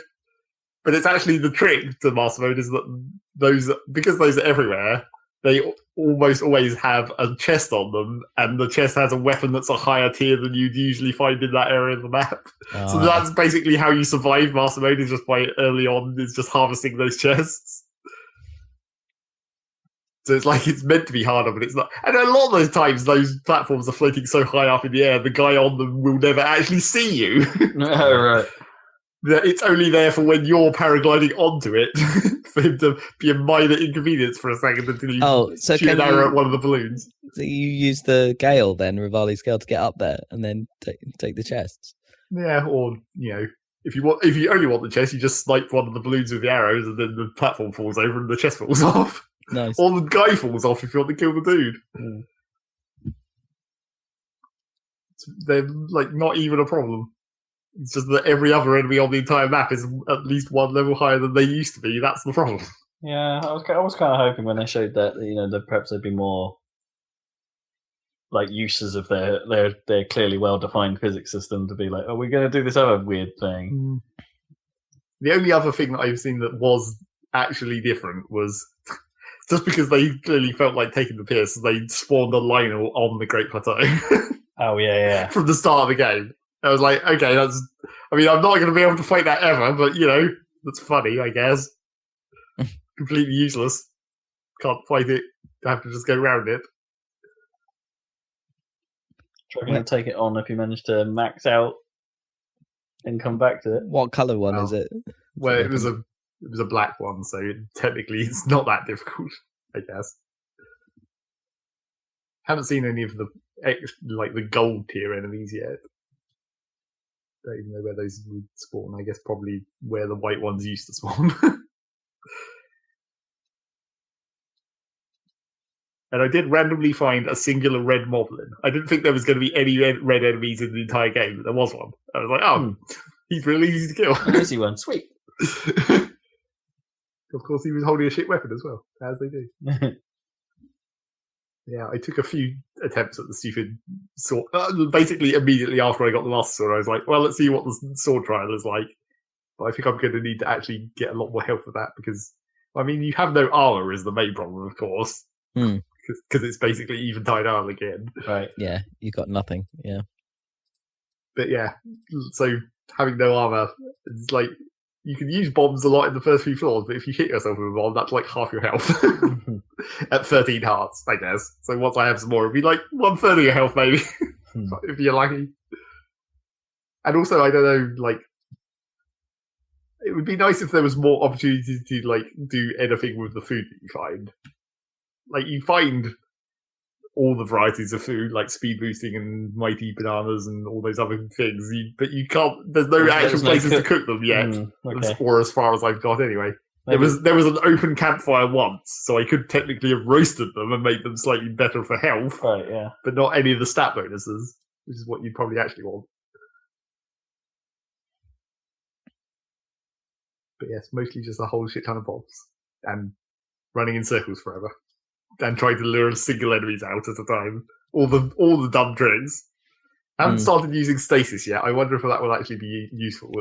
Yeah, supposedly that is quite useful, right?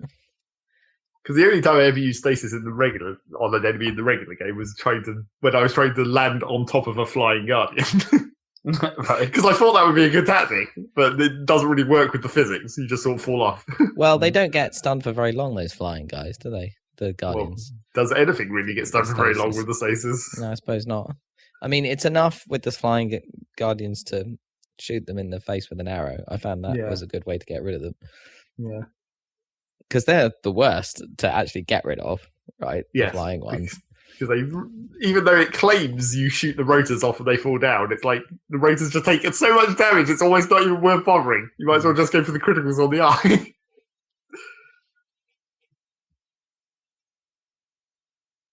Never tried taking one of those out. I was just thought they were a pain in the ass. I'm just going to work my way around them. Yeah. There's a lot of them in the Buddy Castle, though, so if you're exploring that thing. Great. Well, there's not too many actual flying ones in the castle. I mean, there's like 2 or 3. There's just a lot of turret versions and the sniper turret versions. But by that point, you should be pretty much easy to murder those guys. Just shoot them in the eye to stun them and then just run up with the Master Sword and stab them to death. Fairly easy to defeat Guardians once you have the Master Sword.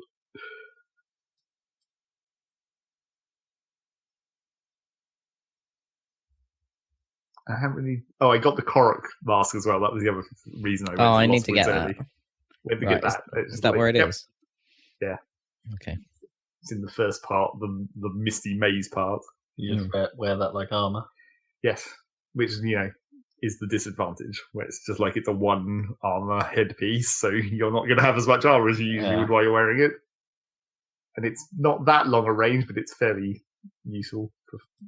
I was mainly just wearing it while I was riding my horse around, so I was catching all the ones that were close to the road while I was just travelling, and that was giving me a fairly decent amount to get extra infantry in the early game. Does it appear a bit like the radar then, or when it just the scope? The mask jiggles and makes a noise when you're near a Korok, as you would imagine. I want the mask to go, ha! It does make a noise, but not like that. Okay. There's so many damn Koroks. I always find more, no matter what I'm doing. Boom. Yeah, and also I was slightly more amused than I thought I was going to be by the stupid Heroes Path thing, seeing your route on the map. Yeah, and the way you can wind it back and forth. Yeah, you play it back and see all the times you died and all the times you teleported. Just have it follow you around the map and be like, what was I doing then? The bit where I spent like 15 minutes running in a circle to try and find a Korok that was just right next to me and I couldn't see it. Yeah.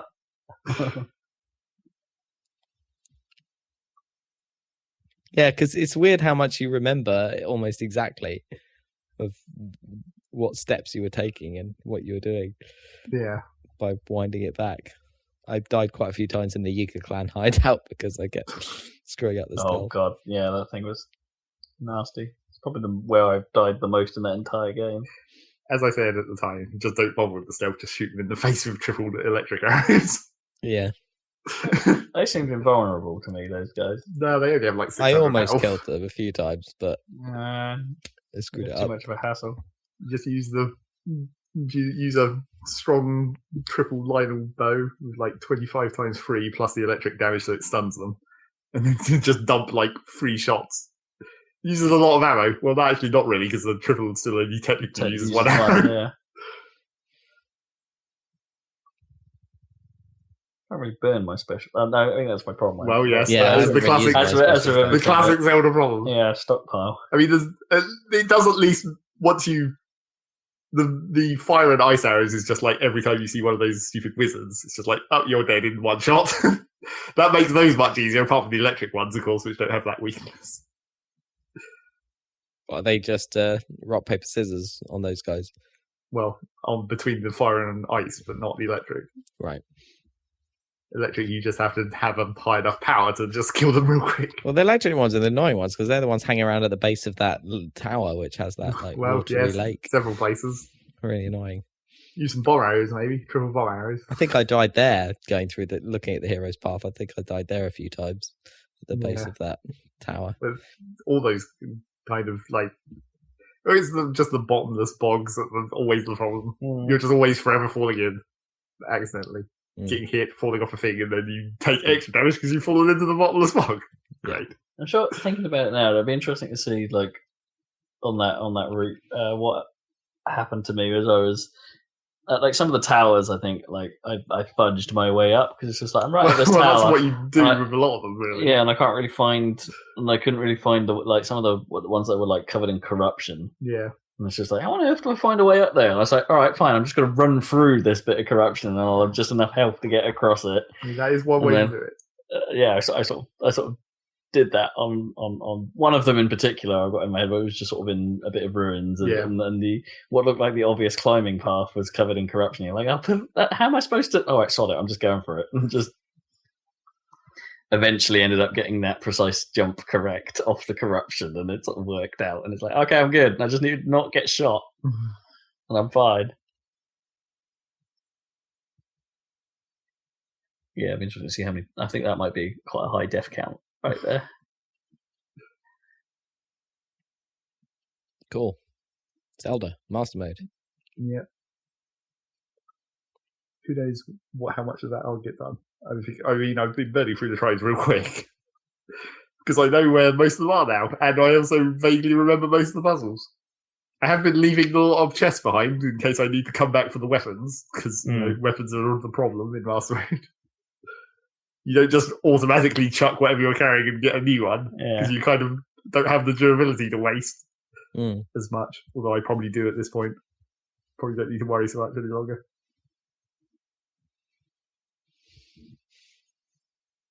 Because you can't farm shrines for weaponry. They're like you can sort of farm the guardians if you wait. For the guardian fights, right? Yeah, because you can just get the ancient weapons off those. I was trying to think of other places where you could harvest weapons that would respawn. Because like a lot of times you'll find like sledgehammers and double axes at stables, and those respawn. I find it quite easy to like glide down onto a hinox and steal the stuff off its neck or whatever, and then sod off without getting into a fight. Or you could find the skeletal ones that sometimes have weapons that you can just pull out with magnesis while they're asleep. Yeah. I've never seen one of those asleep, the skeletal ones. Well, they only wake up during the night, so anytime during the day. I know, but I've never seen. They've always popped out of the ground, like, and been like, "Hi guys." No, the skeletal ones are only active at night. I've never seen one, and yeah, I don't think I've ever seen one just hanging out. They're much rarer than the normal ones. Yeah. They spawn in specific places, like all the mini bosses, I guess. And then a lot of the time, the weapons that they do have, you don't necessarily have access to all of them because, like, half of them will be buried under the ground because of the way it's basically because the model is wedged into the ground, right? Yeah. So you can't necessarily see all the weapons. But yeah, I don't know if there's any other particularly useful places to just get a lot of weapons. Maybe I need to start thinking about using the stupid rusty weapons / Octoroks on Death Mountain trick. Although I don't know what grade of weapons that actually gives you. How does that work? Do they make them unrusty? If you have the Octoroks on Death Mountain that suck and then blow, you throw rusty weapons at them and they clean them off somehow. By sucking them in and spit them back out. Oh, okay, weird. But I don't know what grade of weapons you get, or whether it's like random pool or something. You might only get like mid-tier, I guess, because that would make sense. Yeah, because they look like sort of mid-tier weapons, but rusty. Just whatever the non-rusty variant of that weapon actually is. It's a lot of effort. I haven't actually been up Death Mountain yet. Yeah, it's a bit of a pain getting up there because you're on a clock to try and find those bloody. Yeah, until you get the armor. Yeah, and you can do that challenge to get the first part of the armor, right? Where you have to find those fireproof lizards. More lizards. I was thinking about making a brief run up Death Mountain just so I could easily do a whole shit ton of baked apples for the woman who wants baked apples. Oh yeah. Because doing it by a campfire is like, it's fine, but it's not as convenient as just chucking them on the ground. That's true. But I did manage to do like 100. It was like, I need money. Have this 100 baked apples. Are they actually worth quite a lot more than normal apples? Well, it's because she wants the baked apples. That's like The one in the Rito village, right? Yeah, it's like a sub quest, except it's not really a quest. It's just a thing you can do. And there's Well, it starts with a side quest, doesn't it? Yeah. Yeah, I thought there was something. the first one. Yeah. I don't know if it even does go in the quest log, does it? Oh yeah, I guess think it probably does. Yeah. But then, like, you can just give her more, and it's like you get less money than the first one, obviously, because now it's not a quest any longer. But it's like the number you do give her at once increases the value. So, like, do 100, and then get like 1,200 rupees. Oh man, you could easily do that. Yeah, I just went back to that mountain where all the resources spawn. There's and then you just orchard. use bombs to blow the shit out of that orchard. Yep, right? just get all of those apples, and then go somewhere there's a fire / Death Mountain. Chuck them all on the ground. I never tried doing that either. That's a good one.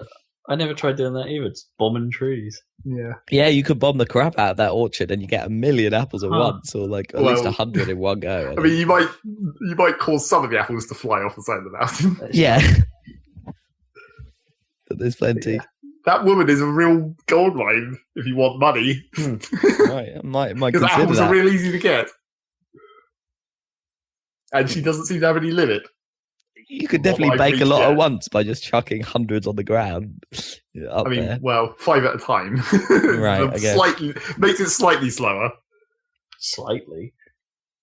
Well, I mean, you only have to go to if you're doing it at Death Mountain, it'd be easier. I assume they still turn into baked apples. I guess I haven't actually tried it. Yeah, but I they assume must they do. still turn into baked apples on Death Mountain. Yeah, I think they Rather do. They wouldn't go straight to burnt, would they? But it's more difficult with a campfire because you actually have to try and get them to actually land close enough to the Close, fire to yeah. do it. Yeah. You probably throw them in the Goron hot springs. They might. I don't know if they float. Yeah, I don't know if they turn into baked apples from that though. Boiled apples. Yeah, maybe they turn into something different. Well, that'd be cool if they did. If there was a boiling mechanic there. Well, I mean, you can boil eggs by throwing them in the hot springs. Yes, Okay, that works. Awesome. Yeah, there's a lot of awesome stuff in that game, to say the least. The cooking is, ridiculously kind of. Well, it's not deep, but there's a lot. Yeah, the problem with the cooking Recipes. is when you actually create the proper recipes, it's like not actually that much better. No, than they're just making pretty much useless. generic meat and shrooms. Yeah, they're pretty pointless. That is kind of dumb. It would be better if they were, the exotic recipes were significantly better. Some kind of gourmet result. Yeah, it's because a lot of the fancy recipes use like several items that don't have any actual bonus to them. Yeah, they use like wheat butter and wheat, eggs and whatever. It's Goats. like there's a lot of health, except not even that much health because you can easily make a full restore hearty meal out of pretty much anything. Yeah. Yeah, the hearty meals are clearly the legit way of doing health. All you really need is the hearty ones and the what's the strength ones? Mighty. The mighty ones. Yeah. Banana based. Yep. Just 4 bananas and then one other thing to Yeah. To make And it you a can meal. farm bananas from the jungle, can't you? Quite easily. so easily because there's so many banana trees, more than the durians even. Or just put bananas, with any other mighty thing, mushrooms, or fish. Fish is kind of more difficult, I guess. Yeah, they're more annoying to get. Mighty carp.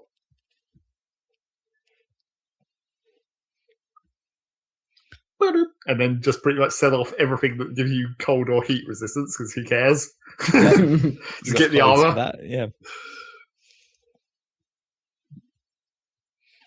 So yeah, more Zelda stuff. Right. Is it Rob's turn? Yes. No, What you been back playing, to, man? like Into the Breach this week, or No. done with that. I may have played sufficient of that for now. For now. Still got videos to upload. Okay, good. Content. Content provider. All right then. What have I been playing? I finished Gears of War Ultimate Edition. Yep. On that train with General Ram. Yes, which I actually found a lot easier playing now than I did back in the day. Yeah. But I wasn't too bad. I just had a ton of talk bow ammo, and so it was just like, I can just hit him lots of times and it's fine. Once I remembered that is like the mechanics of that boss fight, I kind of skank because it's like still quite light out, and yet the krill are about. Yeah. But then there's these mysterious, like the cover just happens to have lights next to it, and you've got to remember to stay in those lights to not get krilled. And so once I remembered that little detail, because it's really not obvious from the way that fight looks. Maybe it was more obvious in the original lighting. I'm not even sure it was. I think it was just confusing because it's like it's supposed to be that the nemesis are inking the sky, and it's supposed to be getting darker and stuff like that. So you can't use the Hammer of Dawn or anything like that. But yeah, it always looked a bit too bright, really. So yeah, that's what that was. But that didn't seem too bad. It wasn't too difficult this time around. And then you're treated to the obvious Coltrane rap. If you can call it a rap. Exactly. Well, yeah, it's just a mashup of some of the samples that I had for Cole, but to make it sound a bit rappy. Woo. Yeah, that game's a hell of a lot better than Gears of War 4. Even though I think like it does lose steam, like significantly. Acts 4 and 5 just aren't nearly as interesting as the first three. Because you end up at Marcus's house, don't you? Or is that you go to the Phoenix Estate. That's right. To go find some data that it turns out your dad had all along. Yeah, that's pretty much the entire point of Act 4. And Act 5, I really had forgotten it in its entirety. Really, it's about just trying to get to the train. To get the light mass bomb, but obviously there's 1,000,001 hurdles in the way, and things don't quite go to plan. Like first you've got to turn the power on to lower a bridge, but then there's a Brumac in the way, and that takes a lot longer than you'd think. And it's actually just, and it's also one of the blandest environments because it's like car parks and a factory again, but not as cool a looking a factory. And it's like so Act 5 ends up feeling pretty weak, all round, which is a bit of a shame. And after you'd sort of done Act 4, where Act 4 felt kind of like, okay, this is here's what you've learnt, now we'll make it a bit harder act. We're not introducing really anything new, we're just going to make it a bit harder. And then you get Act 5, which is kind of that, but not even as interesting as Act 4. Like then it's like, okay, they've clearly run out of steam at this point. They've clearly run out of ideas for this game. Still better than Gears 4. Yeah, it was. I enjoyed my time with it. It was worth revisiting. Yay, that. Gears is still Gears. And then I played a few Supers. So I've been playing Super Metroid quite a bit. A few Supers. Super Metroid, which you'd never played, right? Which I'd never touched, no. So for those who know, I think I'm about to go to Meridia. I think I've got to that point. I've got the gravity suit. Water. My initial thoughts were, hey, this game doesn't seem all that long. Oh no, wait. This is like, I think I'm like 6 or 7 hours in now. And I think there's still plenty of places I've not been able to get to.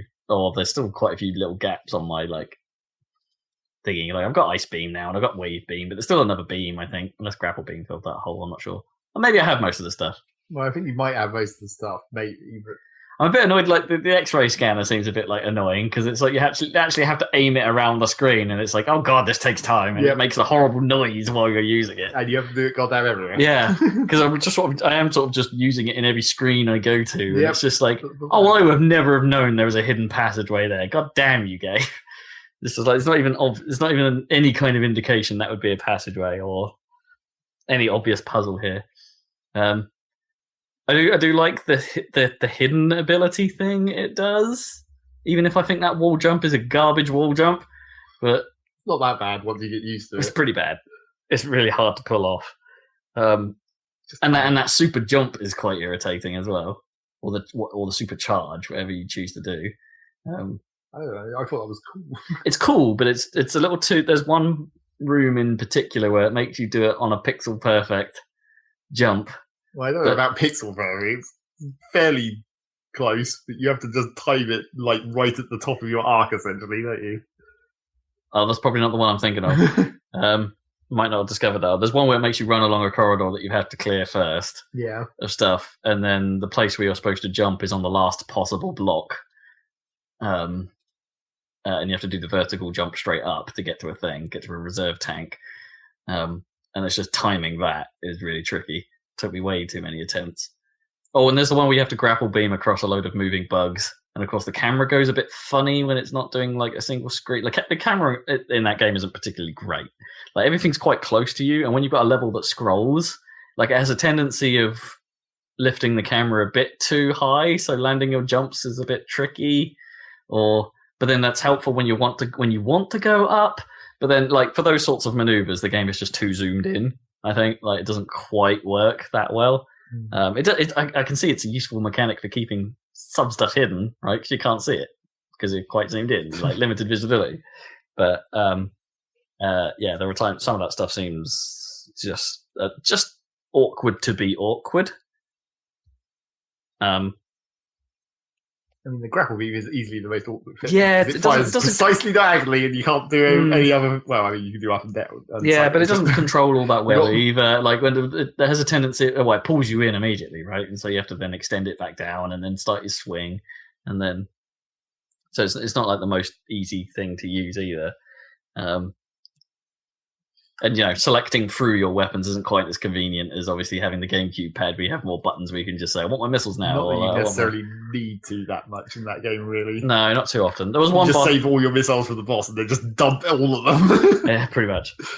There was one boss where I actually had to look up how to do it because I didn't feel like I had enough equipment to actually defeat it. I would always run out of stuff and I couldn't figure out another way of damaging it. I tried everything. I tried the charge beam. I tried power bombs, and it's like these didn't seem to do much to it. Well, most of the time, the bosses have some kind of attack that you can shoot that just drops more ammo. But that did happen, yeah. But it happened infrequently enough that it wasn't really effective. To put this, the pushback boss. Yeah, you're supposed to push him back, and it's like, I've run out of missiles. What do I do? Yeah, it turns out the charge beam totally does work, but the first time I played it, for some reason, it didn't. Because it's like, I've tried this, and it's like, so when I read the guide, I'm like, that doesn't work. Well, I seem to remember with that boss, like, kind of in Kraid is kind of similar. Like, the hit zone is kind of small because it blocks it a lot with its attacks. With its arm, yeah. But yeah, it totally did work. It just, yeah, it's annoying when that happens in games. It's like you're like, well, I tried that, and then I sort of ruled it out because it didn't work the first few times I tried it. So you're like, it's like that can't possibly be the solution. So then obviously you read something or you try it again. It's like, well, that was the solution. Well, that's bloody annoying. I think there's maybe a sort of a problem with, I don't know if it's worse with the emulation on the SNES Mini, or whether I don't remember how it was in the original, but it's a sort of a classic old school game problem of like hit flashes, for example. The way they'd always try and just have that be like one frame where they flash or whatever, and that can conflict with refresh rates and all that kind of stuff where you don't necessarily always see it when it's getting hit and that kind of thing. Yeah, I mean, I'll say I don't think I've had that problem per se. Like at least with the pushback boss, it's obvious because you push him back. Well, yeah. But I don't think I've ever seen an issue where I think it's like, oh, that seemed like an emulation problem, except for, well, I know that the emulator doesn't quite handle the transparency stuff the same way the original SNES does, because I remember seeing some of the Digital Foundry stuff on this thing, and it's like, oh right, yeah, some of the full screen transparency effects aren't quite the same as they were. But the bit I don't know, and obviously because I've never played the originals, I don't know if this is a thing. When some of those full screen transparency effects are going on, and there's some number of enemies on screen, it doesn't have to be that many. Quite a bit slow down. Well, I think the super bombs always just made it super slow, regardless of what there was on the screen. Yeah, but I think you get that effect when you're like in water as well, right? Because the water effect uses proper transparency. Well, water just makes you slow by default until you have the gravity suit. That's sort of different. Yeah, I know, but like actual frame rate slow down, not like. And so there's a bit of that going on. In fairness, there was a bit of that going on in Super Mario World at times. It's like if you got 8 double height enemies on screen at one time, it would start to have trouble. But I think it's interesting because if that's how the SNES actually handle it, it's like, oh, there's some actually. This is where the sort of whole Mega Drive versus SNES sort of like what are the capabilities of the system's like thought process starts coming back into head, and it's like, okay, SNES might be able to do, I guess what you'd call a higher quality of graphic in some ways. Like the way it renders is nice. It seems crisp. It seems, and it can obviously do the rotation effects, and it can do transparency, which the Mega Drive just wasn't capable of. But I feel like the Mega Drive could throw a lot more around, just raw polygons. It couldn't do effect, but not polygons, just raw sprites and things moving about. I think the Mega Drive could throw lots of that about, whereas the SNES just perhaps did things with a higher effect level. You know what I mean? Yeah. Blast processing. So yeah, I'm really enjoying it. I think it's a quality thing.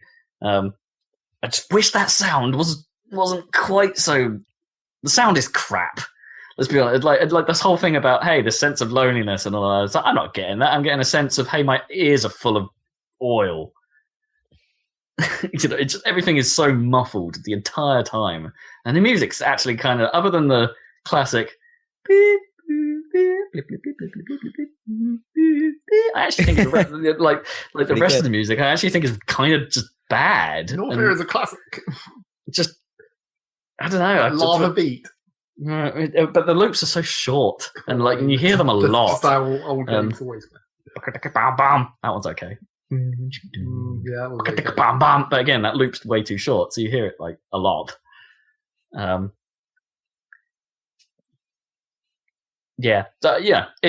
It's got problems, and I can, I'm willing to put those as problems of the time, but still a great game. Great game. I will see that through. The other Super I've been playing is Super Hot. Yeah, Super Hot. Super Hot. Repeat ad infinitum. Get some achievements. That game is rad. It's What, you were playing in VR though? Oh man, well the problem is that I don't want to get on I didn't want to get on the negatives immediately, but the problem is having played like Super Hot VR, admittedly on a slightly glitchy PSVR setup, it's kind of hard to go back in some ways. It's like, it's a different game for sure, because the ability to actually move does change the dynamic of that. And like slightly more precise control over the time. Yeah, absolutely. And like being able to actually, you don't in the VR version, like any motion you do with your head or controllers does move time a bit. Yeah. So, if you're going to aim your gun at someone, you've got to do it very carefully so as not to move. Like, you can't just go, oh, I'm going to shoot over this way and flail around a bit as you do it, because you're going to be pushing time too far. You have to, everything in the VR version has to be very precise and sort of measured and. But like physically precise, not precise. Yeah. Whereas this, you actually have to, looking around doesn't really cost anything.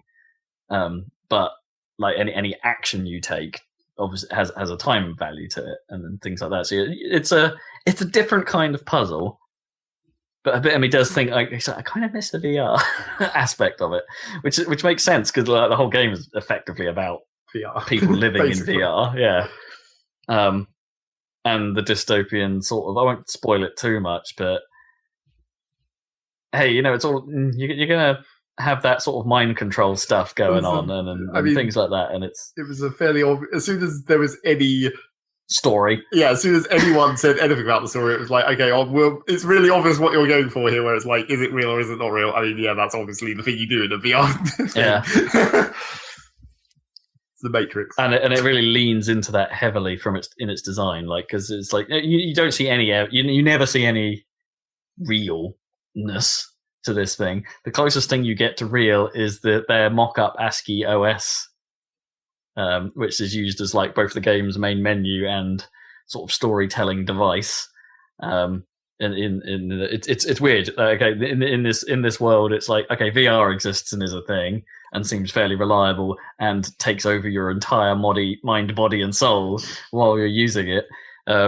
But the OS on which it runs is like Matrix style ASCII, but not with the falling text Matrix stuff, but just super lo-fi, like old school bulletin board type stuff, and to the point where it seemed like before superhot.exe, like games were basically just ASCII art games, or like demo tests, all having to run in at some kind of ASCII framework. And boy, this menu lets you like just go around in it and explore this guy's computer and find jokes and literal all that stuff I've talked about, like ASCII demos and art made out of stick figures, and a fake bulletin board, a fake chat channel that just sort of plays itself out, that is disturbingly accurate to internet like chat rooms, I guess. Like, probably because it might just be a literal maybe from a chat room. Yeah, maybe that was how they quote unquote wrote this thing, that it was just a chat they had and just an experience that the team had while they were making this thing. And it's and there's a lot of content, actually. There's a lot of script in that thing, so you can sit there and just watch that thing play out for quite a long time.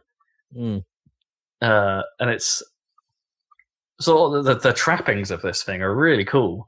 I do think some of the scenarios play out. They're fun as well. The actual the actual game itself is pretty cool, but it's in many ways it is what you expect from Superhot. You sort of know what you're going to get out of it going into it fairly early on, with a sort of twist that I've discovered at some point that does mix up the mechanics a little bit.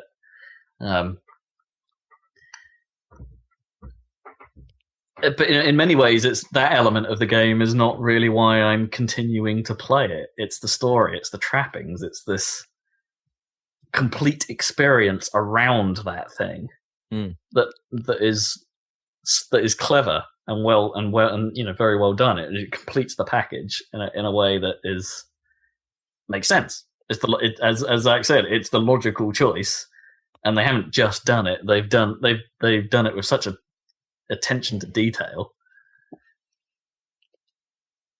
That thing is rad. I really want to finish it. I really want to see where this goes. It's one of those.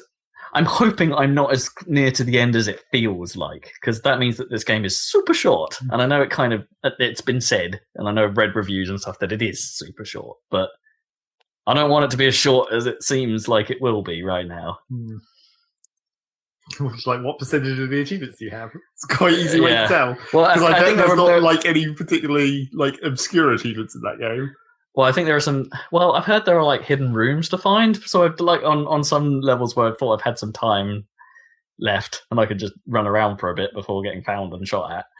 It's like I've had a look for them. I've never found anything secret like that, and I'm pretty sure there are some extra modes that open up judging from the achievements, like an endless mode, for instance. Although one of the achievements for that is like kill 1,987 red dudes. And it's like, that seems like a lot. But anyway, super hot. So far, could not recommend more. Apart from get it on deal. Because, yeah, if it is as short as I think it is, might not be necessarily a good deal money-wise. Well, these things go on Steam sales, don't they? Sure. Well, Superhot's been somewhat away from that up until very recently, where it's turned up in a Humble Bundle and been on Games with Gold on Xbox. So the tide has turned. Yeah, maybe it's finally hit that point. But yeah, I'm playing the PC version just for clarification. And it's real cool. Real cool. So those are the supers. What else have I been doing? Doing a great deal else. I went, not quite sure why, but I went back to Recore for a bit. Great. The problem was, it's your fault in a way. I'm sure. Because you sort of, well, it's not your fault at all. Like, I'm pretty sure we saw in my achievement list or something, it's like, I'm really close to getting that one. Yeah. And I was like, well, I might as well go back in it for a little bit and get that achievement. And so what I ended up doing was finishing off the Obsidian Cult extra stuff that was added in the definitive edition, just to basically see where that goes. Didn't really go anywhere. Kind of, you do the sort of tank race challenges that it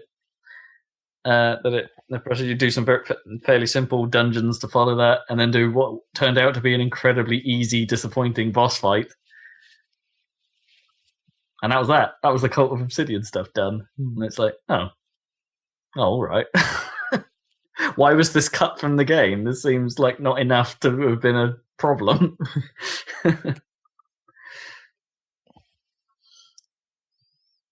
On the plus side, I didn't encounter any glitches.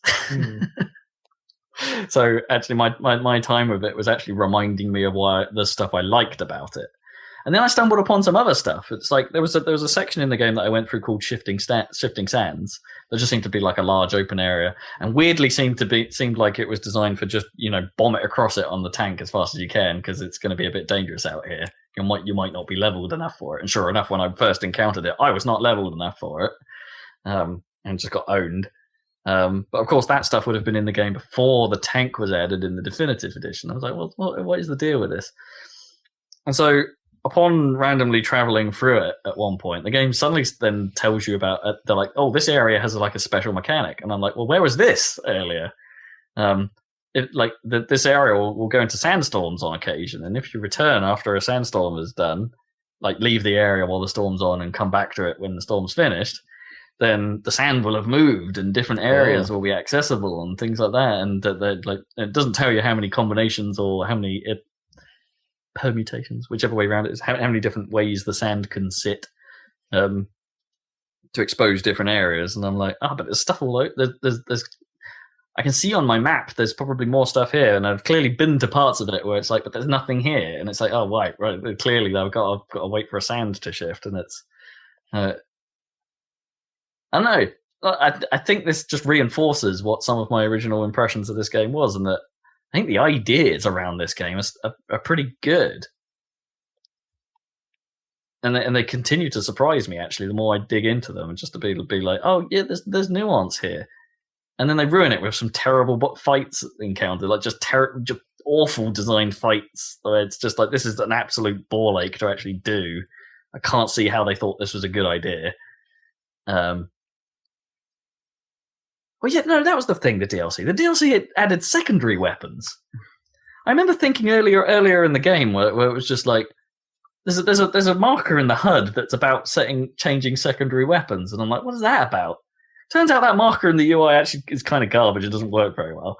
But these DLC quests for the tanks have actually introduced 3 new secondary weapons, like a lob shot and a railgun thing and a split shot, and it's like, wow, that's a reasonable amount of weapon utility that wasn't in the original. That doesn't seem to have been in the original game, and that you've only used in this DLC, and I don't have to use for the entire rest of the game. Really weird, really odd. Very clearly another thing that was just like hastily cut from the original one. And it's just, yeah, it's a real bizarre thing. But like I said, the ideas are good. Just maybe they're not the team to pull them off. Anyway, yeah, that was random. I'm kind of hoping I won't get drawn back into that again. Okay. But I did enjoy my time with it this time around. Just yeah, weird. What a weird thing. I'm sure there was one other thing I did, but I'm now struggling to remember it. I think I'm good. Oh, a little bit of fast RMX. That's about it. Yeah. Yeah. I think I'm good. I'm good. I'm done. I'm done. I'm out. Stop me talking. Fast RMX. Yeah. Cool. Games. Well, like I was saying earlier, I got the Zelda DLC, so I was playing that as described earlier. Played a bit of more Into the Breach with the rusting hulks, which are indeed fun and possibly easier than the first squad, I guess. Probably, especially once you get the double smoke damage thing. Yeah. Which seems like the obvious thing to aim for, I guess. And yeah. I don't think I've played anything else. Been a bit busy. Okay. Yeah, so that's it. I already talked about my stuff with Zelda. Yeah. You got involved. Indeed. An early involvement. Maybe if I get that 4K TV, I'll have to get an Xbox X. Something to power it. No, this is the time where I should probably get a PlayStation, right? I should stop myself from getting, hey, this is I don't know. But the X has a 4K Blu-ray player. That's the thing. Oh. But it's so much money. I should probably pay for my house first. Probably pay for the house and the TV.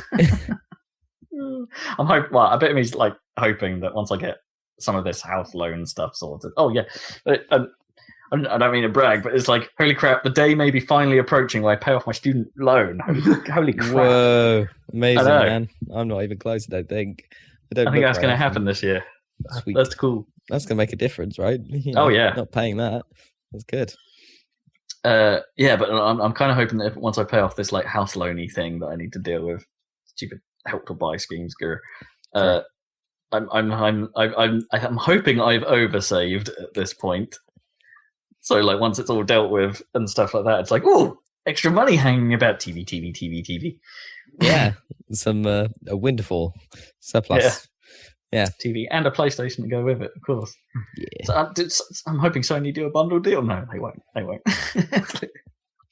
Yeah, you'd think they'd be all over that stuff. Should he PlayStation? Yeah. TV. Yeah, you don't want that thing. The classic.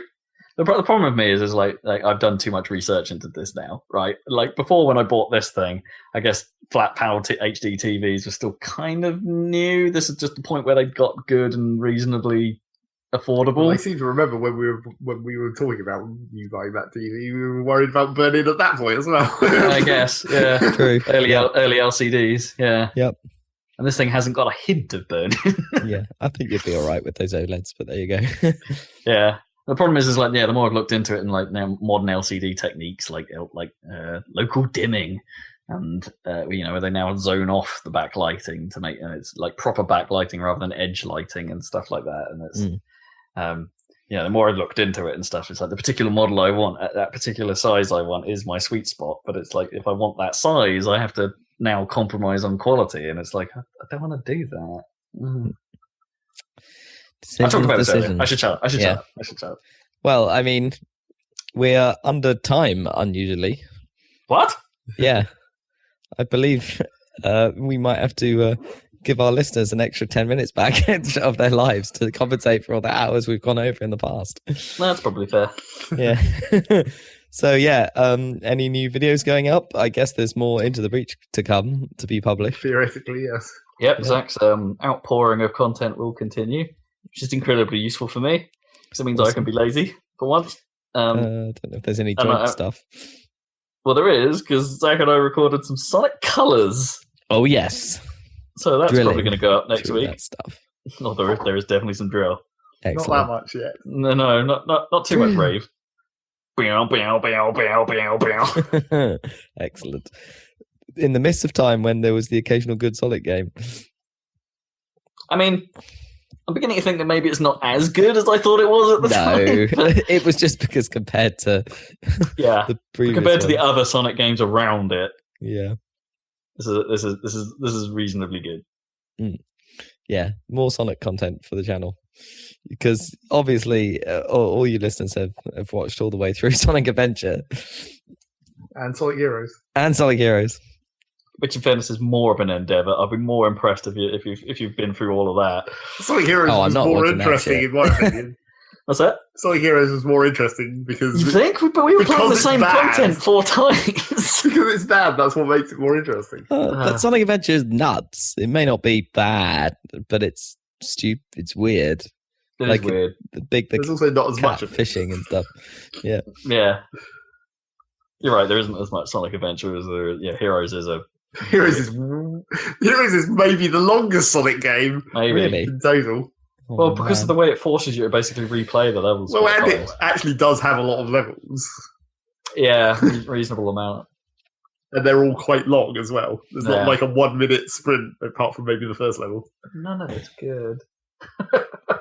So watch out for that Sonic Colors video going up on our Happy Salad YouTube channel soon. If you like listening to me sing, because I love that music too much. You like the wrong listening, singing along to the music constantly. Oh yeah, and of course, I forgot about the salad theme. Yeah, if you like listening to me sing, you're gonna get a lot of that. You're about to hear some more in about a minute or two. So enjoy that amazing content. Smash that like or button or whatever button it is. Subscribe button. Push some buttons. Push some buttons. And we'll join you again in a couple of weeks for another Saladcast. Leafy.